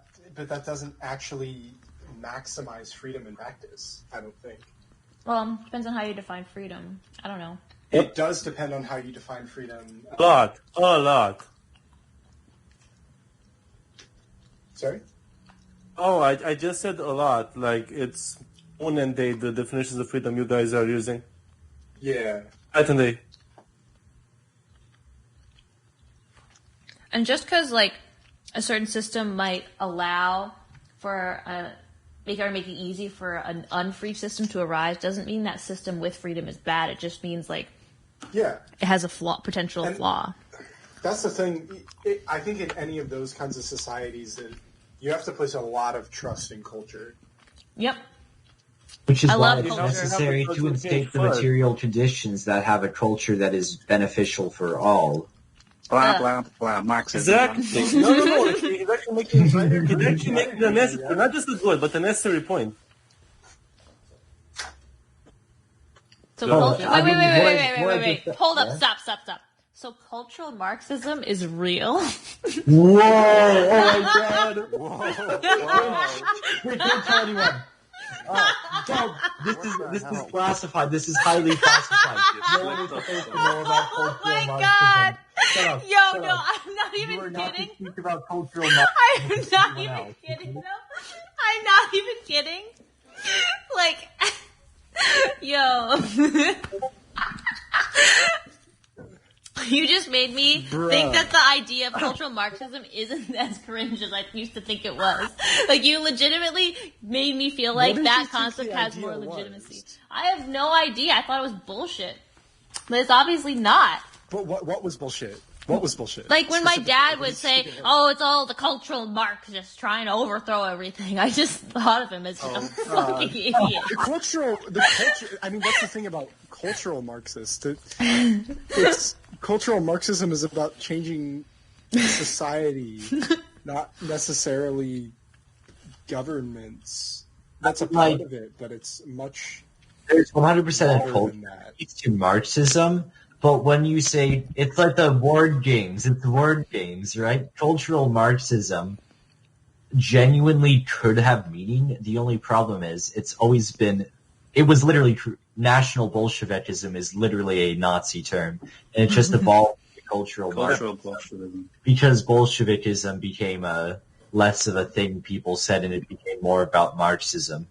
Like, there's definitely a culture necessary for ideas such as Marxism to work effectively, but I dislike the whole conservative talking point about cultural Marxism because it addresses none of these things meaningfully.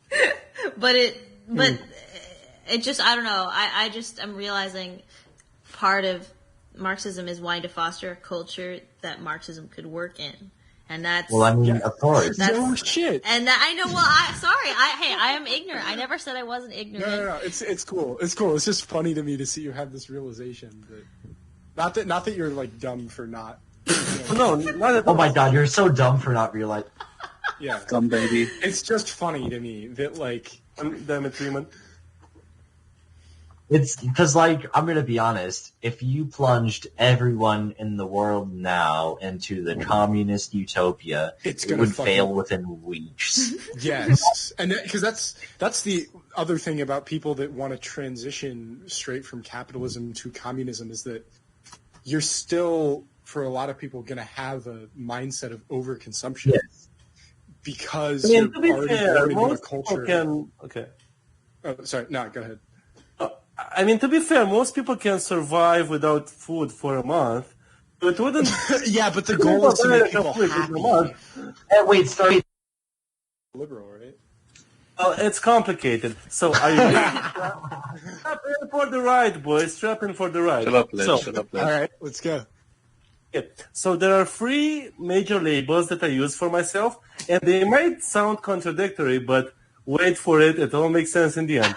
So I would call myself number 1, a neoliberal, number 2, a confederalist minarchist, number 3, a market socialist. Let me explain why. I'll go through them one by one, because they're in that order, actually. So number 1, I call myself a neoliberal specifically because I am an extremely slow and incremental reformist. So because of this, I think that it is practical for me to describe the place that I occupy within the Overton window, because I want to move the system from within the Overton window. That makes sense. So basically, I'm not saying that neoliberalism is the best. I'm saying that I like neoliberalism more than the other centrist ideologies. Like, I like it more than neocon, I like it more than SOCDEM, and I like it more than DEMSOC. That's basically what I'm saying. I think that, like, from within neoliberalism, I can achieve my goals easier than from the others, if I do it slowly and incrementally. That's all I mean by that. Now, to go to confederalist minarchism, this is basically the system that is described in Robert Nozick's Anarchy, State, and Utopia, where basically he's describing an end-state system where you have like extremely decentralized and devolved communities of like-minded individuals, and then like free migration of people in between those communities. Then there might be like a large organization whose only purpose is, if an individual community is like stopping its like members from leaving it, this like large organization created through like the community's mind would stop that region. It's pretty much like how in the European Union, for example, if one of the countries stopped being democratic, the others would just like send troops at it. It's pretty much like that. Only for not allowing its people to leave. Like if it becomes authoritarian, but people still have freedom of movement, so they can leave if they no longer agree with the ideals of the community, then the community is fine. The larger org won't like tread on it. And then finally, number 3, market socialism, because within the system of like communities with very like high local autonomy and with like-minded individuals that can choose which community to stay in, I would choose the community that is market socialist. I would look for the one that is actually market socialist. That makes sense. So that's why I use those free labels, and like it sounds way weirder initially than when I explain it. No, I mean, I it use all makes three. perfect sense. But the only problem I could see with it is that wouldn't the market socialism piece alongside of that, wouldn't that be ripe for exploitation? For what? I'm sorry. Wouldn't that be ripe for exploitation, and the market socialist piece would probably dissolve? And I think, the thing here is that I think that everyone who is lib, who is like in the lower half of the political compass, has two important values that we all share in common. One of which is freedom, and one of which is abolishing unjust hierarchies. I would say that for myself, the order in which I put those two values is I put freedom first, and I put demolishing unjust hierarchies second. So I think that at the point where I would reach market socialism, I would say that, of course, there is still some unjust hierarchies, not between employer and employees, because employers wouldn't exist. The companies, rather the worker co-ops would be democratic, but there would be like maybe an unjust hierarchy between consumer and co-op. And I'm fine with that existing. I don't want to go further than that, because at that point I feel like in order to create more equality, you'd have to tread on freedom more than I'd be willing to do. I'm lib and I'm fine with hierarchy. Hierarchies can be good and bad. Well, I mean, hierarchy as an idea doesn't seem bad until you recognize the consequences of it. There are As an consequences idea, of anything. I do recognize the consequences, and I don't think it's bad as a concept. Fair enough. There's another word you're missing, which is unjust. I didn't miss The it. concept of separating society into groups. I said like we want to demolish unjust hierarchies. I did not say the word not the concept of hierarchy. Not that the concept of hierarchies shouldn't be able to be applied to the society. Oh, yeah, Absolutely, sorry, that was misspeaking on my part. I agree 100%. All right. Oh, it's fine.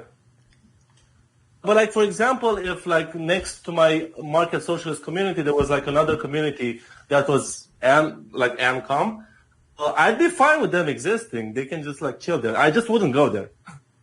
Yeah. Never mind. If there's like an AMCOM community next to mine, I wouldn't go there It's either. German. No. Soda Dream. We needed you for Wittgenstein. Oh, Soda. Hey, Soda. You all right? You good? Probably very late. Yes, the there. morning. We're just talking about politics. Right? Yeah. We're not even talking about Not the book. It's fine. The Wittgenstein thing kind of like opened and shut like a while ago. a long time Happens ago. every time. Wait, you guys have Every just time. been talking about politics the entire time we've been gone? Not necessarily. It 80% of started. the time. It started with like Jokes when it comes to language, but that's about it.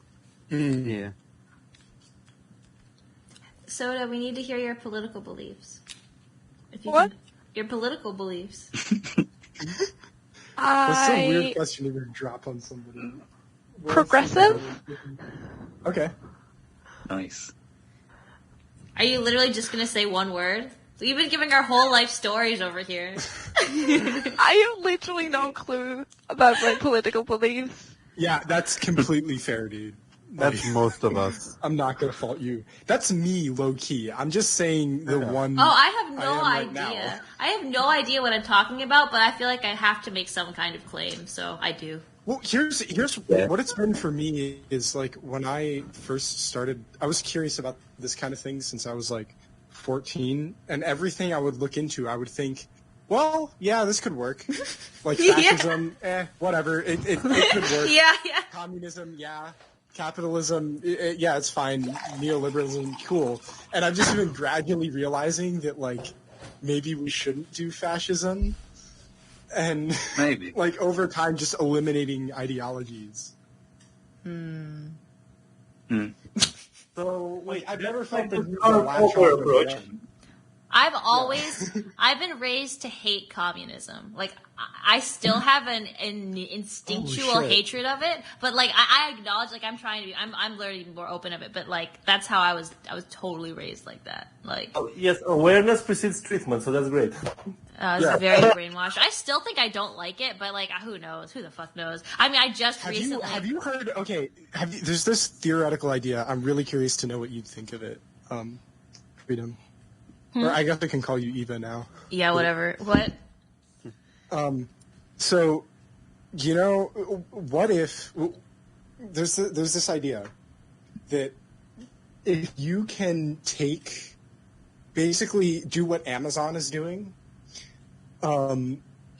where they're Amazon is evil. On the way. What? Sorry. No, they're on their way to monopolizing and automating pretty much like just online distribution of many goods. If you take that, but have it be a government doing it instead of a corporation with capital incentive that doesn't necessarily match the needs of people, and also distribute commodities through it, what would you think about that system where you have some sort of centralized organization controlling everything? Terrifying. That has no capital. That's so fucking terrifying. terrifying. It has no capital incentive because everything is automated, so you don't need capital incentive. I don't like centralized anything. It's scary. It's the centralized algorithm, though. It's not that any one person has control. It doesn't matter. It doesn't have to be a person. It's just any kind of thing that has control. Like, really? Okay. Ew. So it doesn't matter that it can still be equal, but if there's some central control, you don't. I don't want central control. I want diversity. I want all sorts of different. Like, I want people to do whatever works best for them. I feel like different strokes for different folks. You know, like. That's why not everybody would need the same things in that system, but you could still get. There's a lot of things I'm not explaining about this idea. There's like in terms of how you handle scarcity and like conflicts between what people are asking for and stuff, but I just prefer the chaos of like no overarching no. I just like it better when it's left up to like individuals making their own decisions. I feel like better results come about from that than when you try to centrally plan things. I really do. I think randomness actually gives birth to better results. And I think I'm influenced by... You could build randomness into the algorithm. I don't care. I don't want it. The algorithm, it's not going to be truly random. It's going to still be an algorithm. I feel like... Is anything truly random? Yeah. No, but I think, like, based on, I don't know, the way... I don't know, I just had this thought right now. Maybe it's a bit of a silly high thought, but, like, looking at evolution, the way evolution works... I mean, it's just, it's completely fucking random. Yeah. And, no, that was a stupid thought. Never mind. Never mind. Ignore me. But I still, okay, no. Like, actually here. Okay. So, like, a way they do, for instance, like, design, of certain, like when they're searching for drugs or searching for something, is they'll randomize the options and do, like, a evolution of like randomizing the options. So they'll like do a set of like 20 random iterations of something and then pick the one that does best and then like do like random versions of that, like evolve the whatever it is to get the best result. I feel like that's basically just brute forcing, isn't it? But it's sometimes. But I think in some situations where the systems are extremely complex, it's actually the best way to do things. Like for instance, in predicting protein structure. It's such a complex system. Like it's so fucking like it's just like there's just so many variables. It's like you can't really easily predict it. But doing things randomly, trying to understand it through like testing random whatever. Is actually the best method for figuring it out, and like to the point where like sometimes what it is like there's like a tool that my friend was using, and like I mean it was kind of like a learning tool or like a game for like trying to like make potential protein structures, and like part of it was like you just would like literally click randomly on like a 3D model and try to like see like if you made that point that you just randomly clicked on like you know a specific thing. how would that So make cool, actually. Holy shit. and like but it worked. Like that's like actually a really good way, doing just random shit. Like you're not intentionally trying to get to the right answer. Like you're just randomly clicking around or randomly putting in inputs and just choosing the best one out of those. And like that's actually a really effective method for certain things. And so like that's how I see that on the large scale with like societies. I feel like probably the best way to get the best results, I'm actually like maybe allowing a diversity of systems, you know, just allowing things to kind of run their course without trying to centrally plan it. I don't know.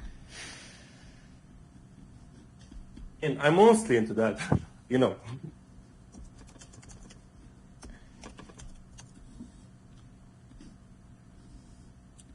So I guess everybody's done their political beliefs. We should talk about. Yeah, I think. Soda. Soda said she's progressive, and then she stopped at that.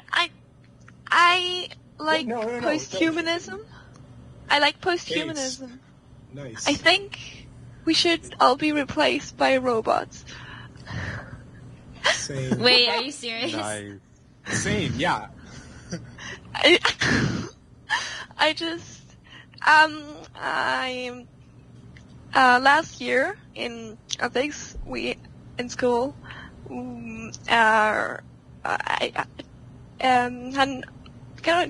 I was just constantly arguing with my teacher, who was clearly humanist, and I was like, just over weeks, I think, probably, I guess. Who joined? Did somebody join? I think something It was left and something came back. joined and left. No, he left and came back. Mm-hmm. And I just wait. Wait. You can take your time and think about it. Okay. Like, he just believes that only humans can make art and not robots, for example, and that robots cannot truly be conscious or what, and I don't get it. I think robots are like machines could be more conscious than humans, and so they could be like better versions of humans, and it should make a difference for us. Oh, wow. I love that. What if it turns out that humans can't be communist and we get replaced by communist robots? Uh, I That'd be mean, awesome. what about That'd be like, cool. you think about like fucking insect colonies. I mean, it's not like I'm gonna live forever. Why should I care about humans living forever? I don't know if I've shared this idea with anybody, but Let's I hear have it. this like in my. This connects to what you were saying, Soda. I have in my head this idea of a transhumanist utopia where if we take it far enough, eventually you can control your perception. mm-hmm. And so essentially you become the god with your human mind. Your human mind can become the god of whatever reality you're in, but there's no ethical concerns because you don't have to actually harm anybody. Mm-hmm. That would sounds be even kind in- of horrible. Even in theory, We you are can one. have both. Like, Yeah. at least I think. Would it be some So, sort like, of virtual reality? Something like that, yeah. I don't know, like, obviously I don't know the details because the thing I'm describing doesn't exist. But yes, So- in theory. yeah, so you're like you're basically describing a system in which like a serial killer can live out his perfect life serial Yeah. killing, and Yes. pedophiles can like do the pedophile thing, and Yeah. then they're just like, but because we're like all hooked up to this like massive machine, So like we the can just Matrix. exist. Yeah, the problem is what do you I do about didn't reproduction? technically have Nobody sex can with anymore. minors. It was just digital, bro. Chill. Yeah. Wait, but do you mean like all of your that's funny, existence is in that like? All of your existence, like, Wait. you there's faculties in your mind that control, through transhumanism, control your perception of reality. So you're just living whatever life you want. You're just basically living in a lucid Pretty dream much, your whole time. and there's no ethical consequences because you're not actually harming anybody. What's the point of, like, having kids in that situation and, like, creating more life? Like, what's the point of anything in that life?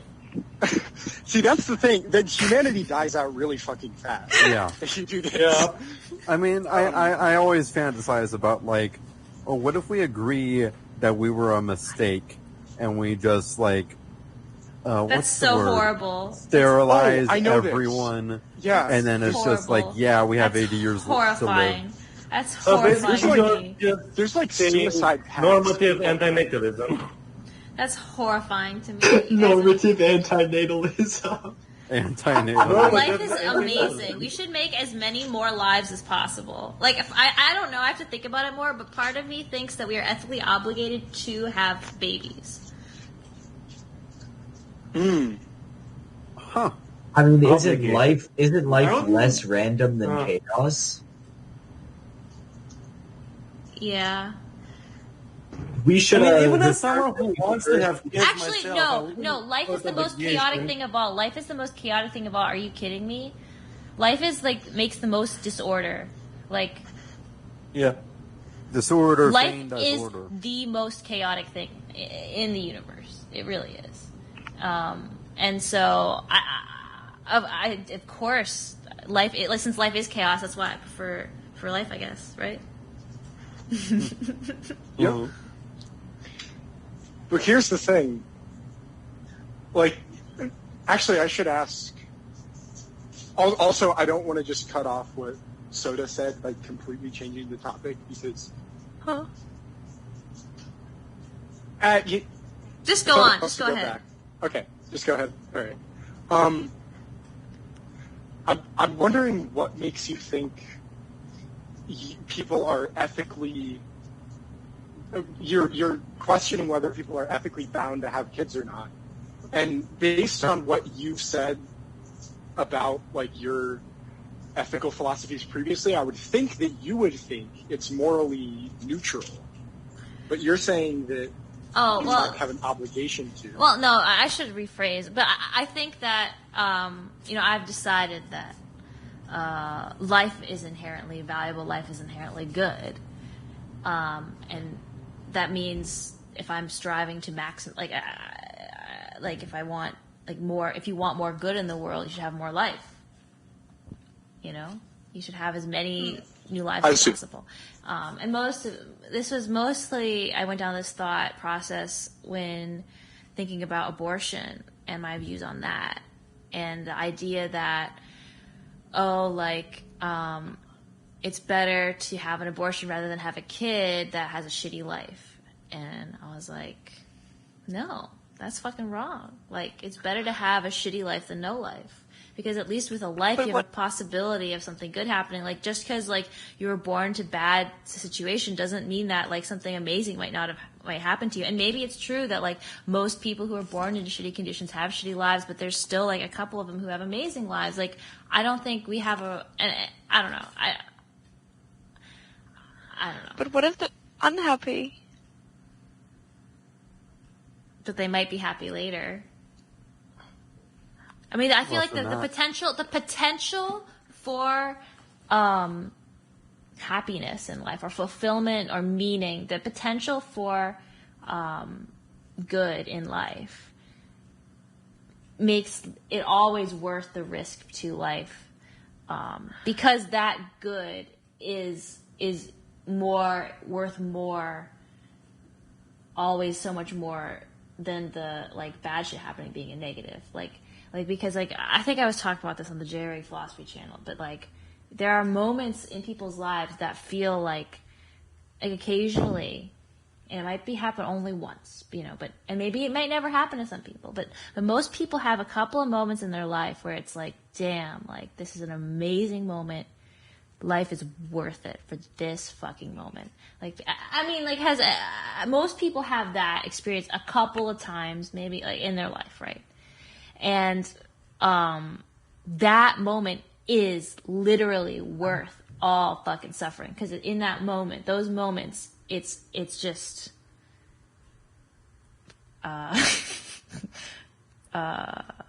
perfection, I guess. I don't know. I don't know how it sounds sort of cheesy when I say that, but like, it's like there's no negative that can outweigh the great positive of those moments of meaning in life. And that's why all life is worth it. All life is worth the risk, because it's the only shot you have at experiencing that. But now the important question, are you a vegetarian? No. Yes. What about the animal's life? I mean, I don't want to be cruel, but like, I don't really care. I mean, I don't, like, when I here's the thing, I just because I think something is moral or right or whatever doesn't mean I'm gonna do it. Does that make sense? I love that. Or ethical. Just because I think something is ethical. There we go. Just because I think something is ethical. Like, ethical doesn't mean it's profitable. Because I mean, I enjoy certain things that maybe are unethical, but I don't care. Like meat, like I don't care. I like to eat meat. You know, I don't give a shit. Like I'm gonna do it. Whatever. You know. I mean, I prefer, I guess, like to have ethically sourced meat. But I don't really lose sleep over it. I'm not gonna put extra effort into that shit. Like, or that much. Here's the way I think about it. Like, for me personally, me eating the meat is not unethical. Them treating beings unethically is unethical, but I am not doing that by eating the byproducts. I think, like, I don't fucking care. Like, I think it's almost better if you're the one hurting the animal, and then you eat it. I just don't care about animals. It's fine. That's fair. I mean, I feel like there's like a point of there's a point of sentience where something goes from just being a simple in-out machine to a actual thinking thing. Obviously, it's completely arbitrary where you put that, but I like putting sentience at being human, because obviously we know that humans are sentient, and because that's basically the definition of sentience. Do we know that anybody but us? I mean, common definition of sentience is basically just human. Well, I think that, I mean, I don't know. Like, I think animals feel pain, and I think it's fucked up to cause them pain, but, like, I'm okay with causing pain sometimes. Like, that's just how the world works. People experience pain. I'm gonna cause pain to people sometimes. It's just a fact of life. I'll try to limit it to what I believe is a reasonable degree, which may ultimately be arbitrary. But, you know. I'm going to be honest with you. I feel that it is a very bad idea for us to ever give robots the ability to have human-like levels of sentience. Why? Because I'm going to be honest, right? Oppression almost always happens when you have asymmetrical ability or resources, right? So if you have... So you're assuming that the robots would be on top. Well, I mean, they will be. They will be. Would they necessarily? I guarantee you that if nothing is done, robots will 100% have higher levels of processing and consciousness than people do. Yeah, but I feel like when you think about the practical reality of robots maintaining themselves and maintaining their getting the resources they need to, you know, maintain their systems. I don't know. Maintain And at a certain point, there will be nothing stopping them from doing that themselves and requiring. I feel like. Well, here's the thing, though. They'd have to have control over their own factories. Yeah. But I mean, listen, we see lots of animals as pretty much in-out machines, right? Because we are, for the most part, able to comprehend their processes of mind, right? Mm-hmm. That's how a being of much higher sentience would perceive us. Why are robots necessarily of higher sentience? Well, because if they're because if they have like algorithms, of self-improving, once they get to be as smart as a human and they get smarter, it will be like an exponential thing. Yes. Is that Exploit humans. Why do humans like to exploit humans? Well, not all humans want to exploit humans. Oh, yes, but plenty of them do, because they feel that they can gain from it. If a robot per se needs more resources, and exploitation of people would give that robot more resources, then it would make sense for the robot to exploit the people. And the thing, though, is that a robot would be able to exploit people without people even realizing, because a powerful enough sentience would be able to see people as an in-out machine and basically say sentence them and cause the person to do something without them even being aware of it. What possible incentive would a robot have for any organic life at all? Like, I feel like organic life could just get in the way of like making more robots, like because the raw materials for robots and like we're just gonna kill them. Well, no, but like if you're a robot, like why would you? And you just like and you operate like other life where you just want to self-replicate, like. And that's a example of exploitation, killing for more resources in space. Yeah. There's this one like thought experiment that someone developed where they make this AI that mimics signatures, right? And then they hook it up to the internet, and then this AI accidentally becomes like super intelligent, and then realizes that if they just killed all of the people with a neurotoxin and they convert everyone to paper and pens and all these resources that they could do to make as much signatures as possible, then and then we're just kind of all dead. I mean, I'll be honest, I prefer the thought experiment where all humans die and get turned into paper clips. That's more fun. Well, that's I think a problem with the way that we would program, with the instrumental goals that we would program the AI to have. I mean, yeah, but we're not sure how to do that safely yet. It's not really one that creates paper clips. We have hundreds of other conditions that we also want, and I think that's mainly what that thought experiment illustrates. Not necessarily that there's any inherent issue with using artificial intelligence as a concept. Yeah, it's. I'm just trying to say it with like in regards to like what would cause robots to want something. It's just like when it comes to like faulty programming, and they could like very easily see humans as an obstacle when it comes to like doing their goal in the most efficient way possible. Yes. I mean, the problem is that even our best efforts, like even like the best minds in computer science of today, can't always predict what AIs will do in certain situations. So, like for example, there were cases in which like an AI was like trying to like get a maximum score at a video game, and it did it by finding a glitch in the game that no one knew existed in the game.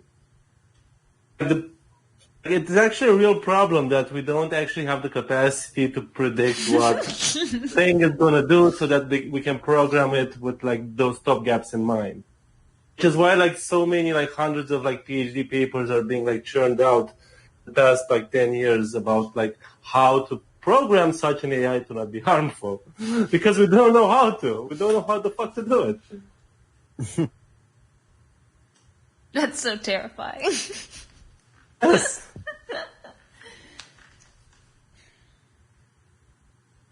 For real though, do we even know how consciousness and sentience Consciousness work is yet a well silly enough? concept. It's not even like,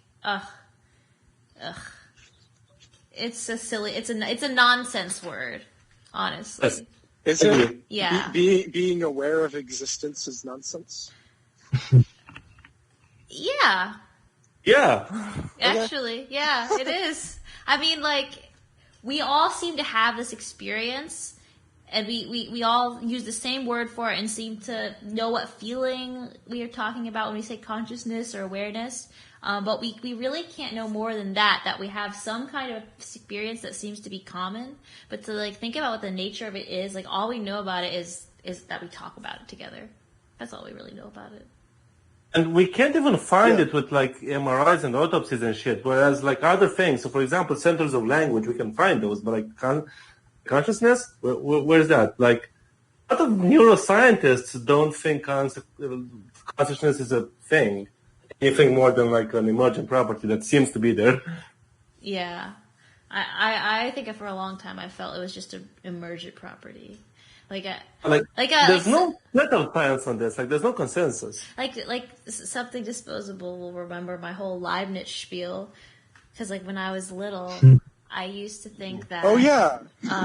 Consciousness was, or awareness, or self-awareness was just, like, a universal property of all matter. It just, like, more complex systems had stronger consciousness. Like, it was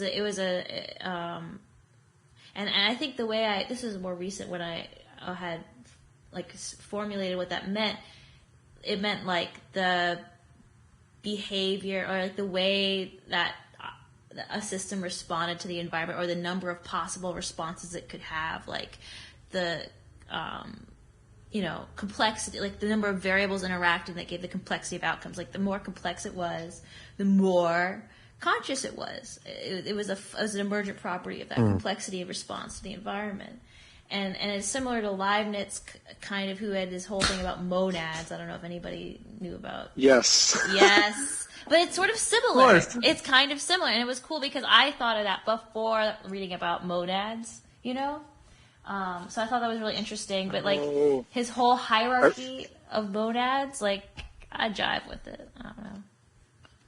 God is the king it's of the interesting, monads. but also kind of I really want to keep unfalsifiable. going, but somebody's asking me for something. I gotta go. All right. Right. Yeah, man. But I probably should go too, actually, soon. But I really need to get going soon too. yeah. Actually, can I be selfish for a second? You want to read your poem? Yes, because you guys were talking about like automation and chaos, and I actually had the perfect thing, and it's actually really cool. I think it's really one of the coolest things I did in my undergrad, right? So, can I just explain this? Yes. And then Sure. read Yes, it? please do. So, I was in this existentialism class, right? And the final project was to make an art piece, like artistically describing the existential state, right? Okay. All right. And so what I did is I took like Dungeons and Dragons dice, right? Nice.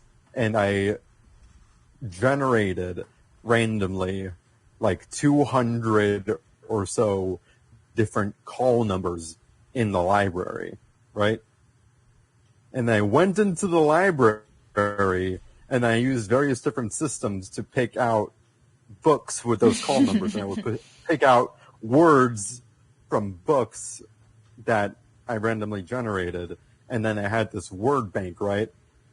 And then from that word bank, I made a poem. And it's called The Stratigraphy of Because. Would you like to hear it? Wait, the what? It's called The Stratigraphy of Because. Stratigraphy. What's that? Stratigraphy, I don't even... It's like a map term. Okay. I think it's like etching out the terrains, like elevation. Okay. It's elevation levels. Okay. All right. Cool. Go for it. Okay, so this is the stratigraphy of because. The father's most insulting failure, the father's most beautiful proposition, is the because. The because spares not the beautiful. The antecedent, death, the beautiful spares. The difference, infected of concepts, restricts pictures of the antecedent. Death cannot infect the beautiful. Death can infect the because. The because cannot spare, cannot beautiful, cannot crescendo. Can the because not infect beautiful pictures of union? Can the death of because be failed? Can the Father restrict the crescendo of death, the concept of because? Spare the Father's difference. Spare not the low, narrow because, the most beautiful because, the difference of because. Spare not, Father. Spare not.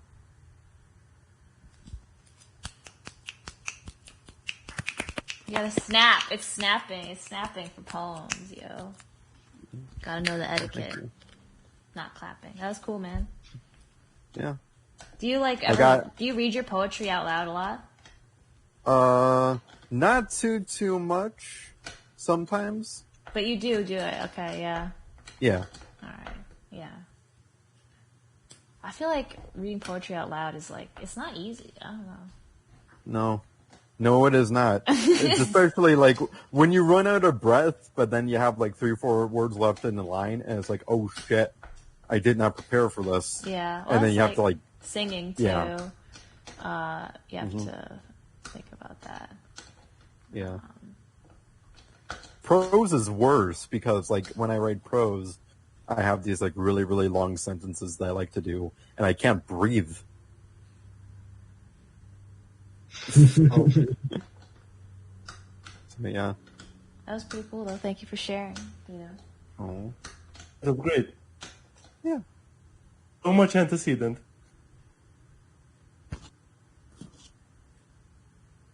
Yeah, that was an interesting little challenge. I think it's the only time I got an A in a philosophy class was for that project. I think it's like interesting to think about making art that way, where you have an element of randomness of like things from the environment that you use to build something. That's so different. Like I don't even think I can do that. Like I don't think that's even possible for me to do. I feel like it always comes from within. Like I don't get stuff. Does that make sense? Like, which is funny because my dad is like very much like similar to that. Like I know he'll like see something interesting in the environment, think, I can make a song about that, and like that's his like creative process. I don't know. It's interesting. I think it's always fun to have like constrictions and constraints because it's not like you have a blank page where you can do absolutely everything. It's like, oh, I have 50 words and I need to find a way to make something nice out of them. Well, I guess for me, like when I'm thinking about it, usually there's like an idea or a feeling that I'm trying to communicate. And so that's, I guess, the constraint is like trying to communicate that through the means that I can. Like, for instance, like I pretty much have like, oh my God, it's so fucking cringe. But like, like my guitar and like I play and sing. And like, that's like the main, that's a constraint on the form of what I make, But like through that medium, I try to express a particular thought in my head or feeling that I have. I guess if that makes sense. Yeah. Restrictions do breed creativity. Yes. Yes. That's one thing I hear about like the problem with like digital, like music making is that you go from like when you're learning the guitar is always going to sound like a guitar, so you can like you have that restriction of just always playing stuff that's a guitar, but then you have but then you load up like Logic or whatever, and you can have literally any sound from any point in history, and it's like, okay, do something with that. Like Jesus. Yeah. Oh my gosh, yeah. Digital like music software is so intimidating. Like it's like so overwhelming. Like I can't, like I like real instruments. Like that's just the kind of person I am. Like I like real things. Like but like, oh God, it just doesn't feel, and also for me, I think with music, I like the playing of it.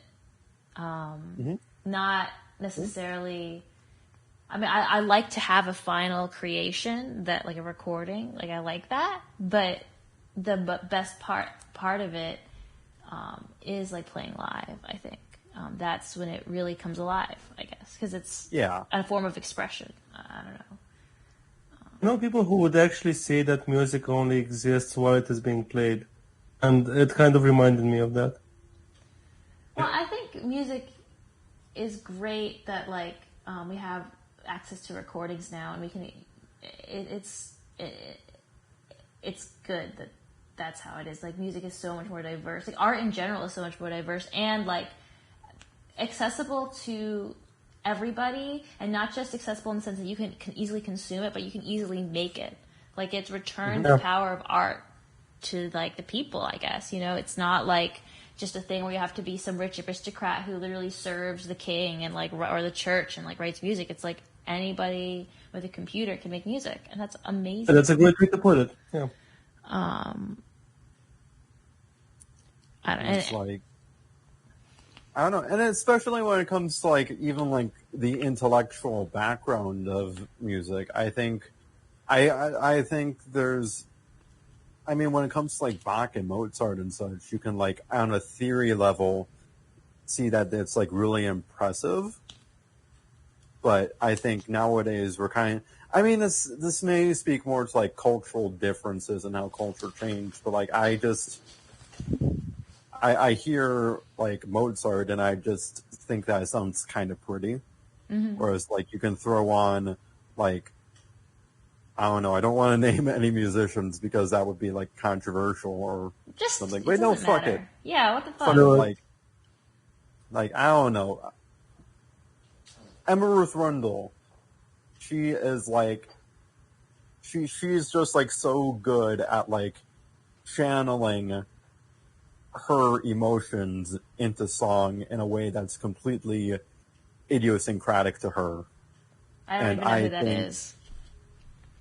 Oh, she's great. But she's like a post-rock folk type person. I would recommend her. But like it's just like to the point where like she would be, there was one time where I was listening to like another like ambient album by a completely different person, and then I hear like one guitar come on and I'm just like, oh, that's Emma. I didn't know Emma was on this record. And she only played like one note. And like that's like completely crazy to me. And it's like, you know, that's not something that I'm like trained to recognize. That's a completely emotional thing. You know, it's not codified by these like structures that are telling us like this is to be exemplified and this is to be avoided. It's like me, and it's like a connection between me and the artist, even if that's like terse and not that well thought out. It's still a connection that's not precipitated by anything other than like distribution. Well, wait, were you saying like part of why you appreciated her music was just like her personality through the music? Is that like this her particular sound? Yes. Rather than any particular like musical complexity or technique? Yes. I mean, I'm not even sure if her technique is like the best, but it's like very distinctly her. Yeah, well, yeah. So that's what I'm saying. In contrast to like, you could argue the contrast between like someone who's appreciating one of the traditionally espoused great composers, you know, like romantic composers or something, where there's analysis and of their technical prowess.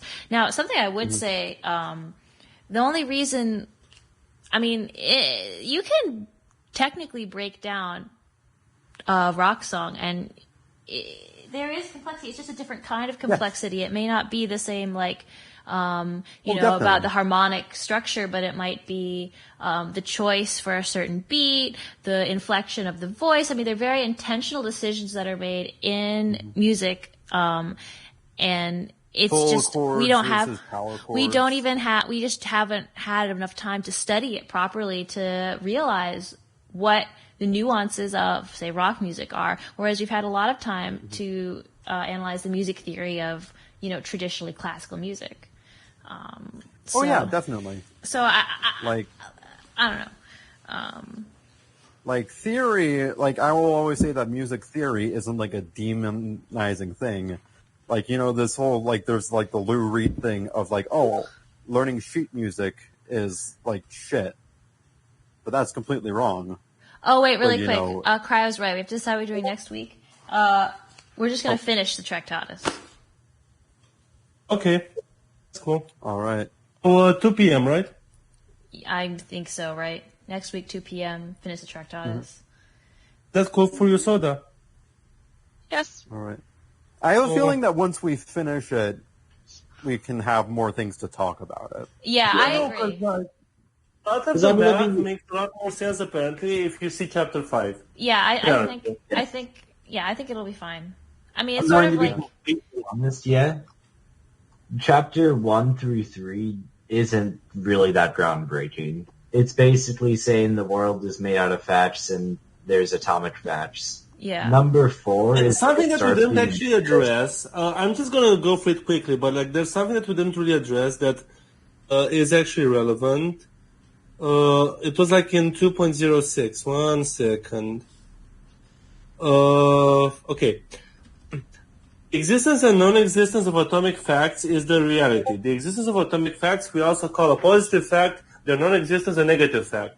So facts about the world that are part of the world can also be things that aren't necessarily true.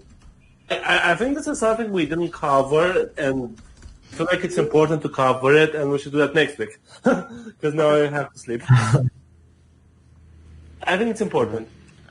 I honestly wasn't even listening. I'm so sorry. But yes, I'm sure it's very important. No, just basically the general idea that from Wittgenstein, the world as it is made of facts is also made of negative facts. Basically of facts that don't have a truth value of time. So almost like matter and antimatter. Sort of. I mean, antimatter exists. Like, you know. Well, possibilities, right? Yeah. Like, it's just of actualities and possibilities. Getting Leibniz flashbacks, honestly. I love Leibniz, dude. Dude, we should read... Oh, I love Leibniz, dude. He's like... I love Leibniz. And maybe I just like him because he's weird, because monads are weird, but I also just actually love it. Like, it actually... I just love it. I do. I genuinely do. Right. Well, good night, guys. Good night. Good night. Good night.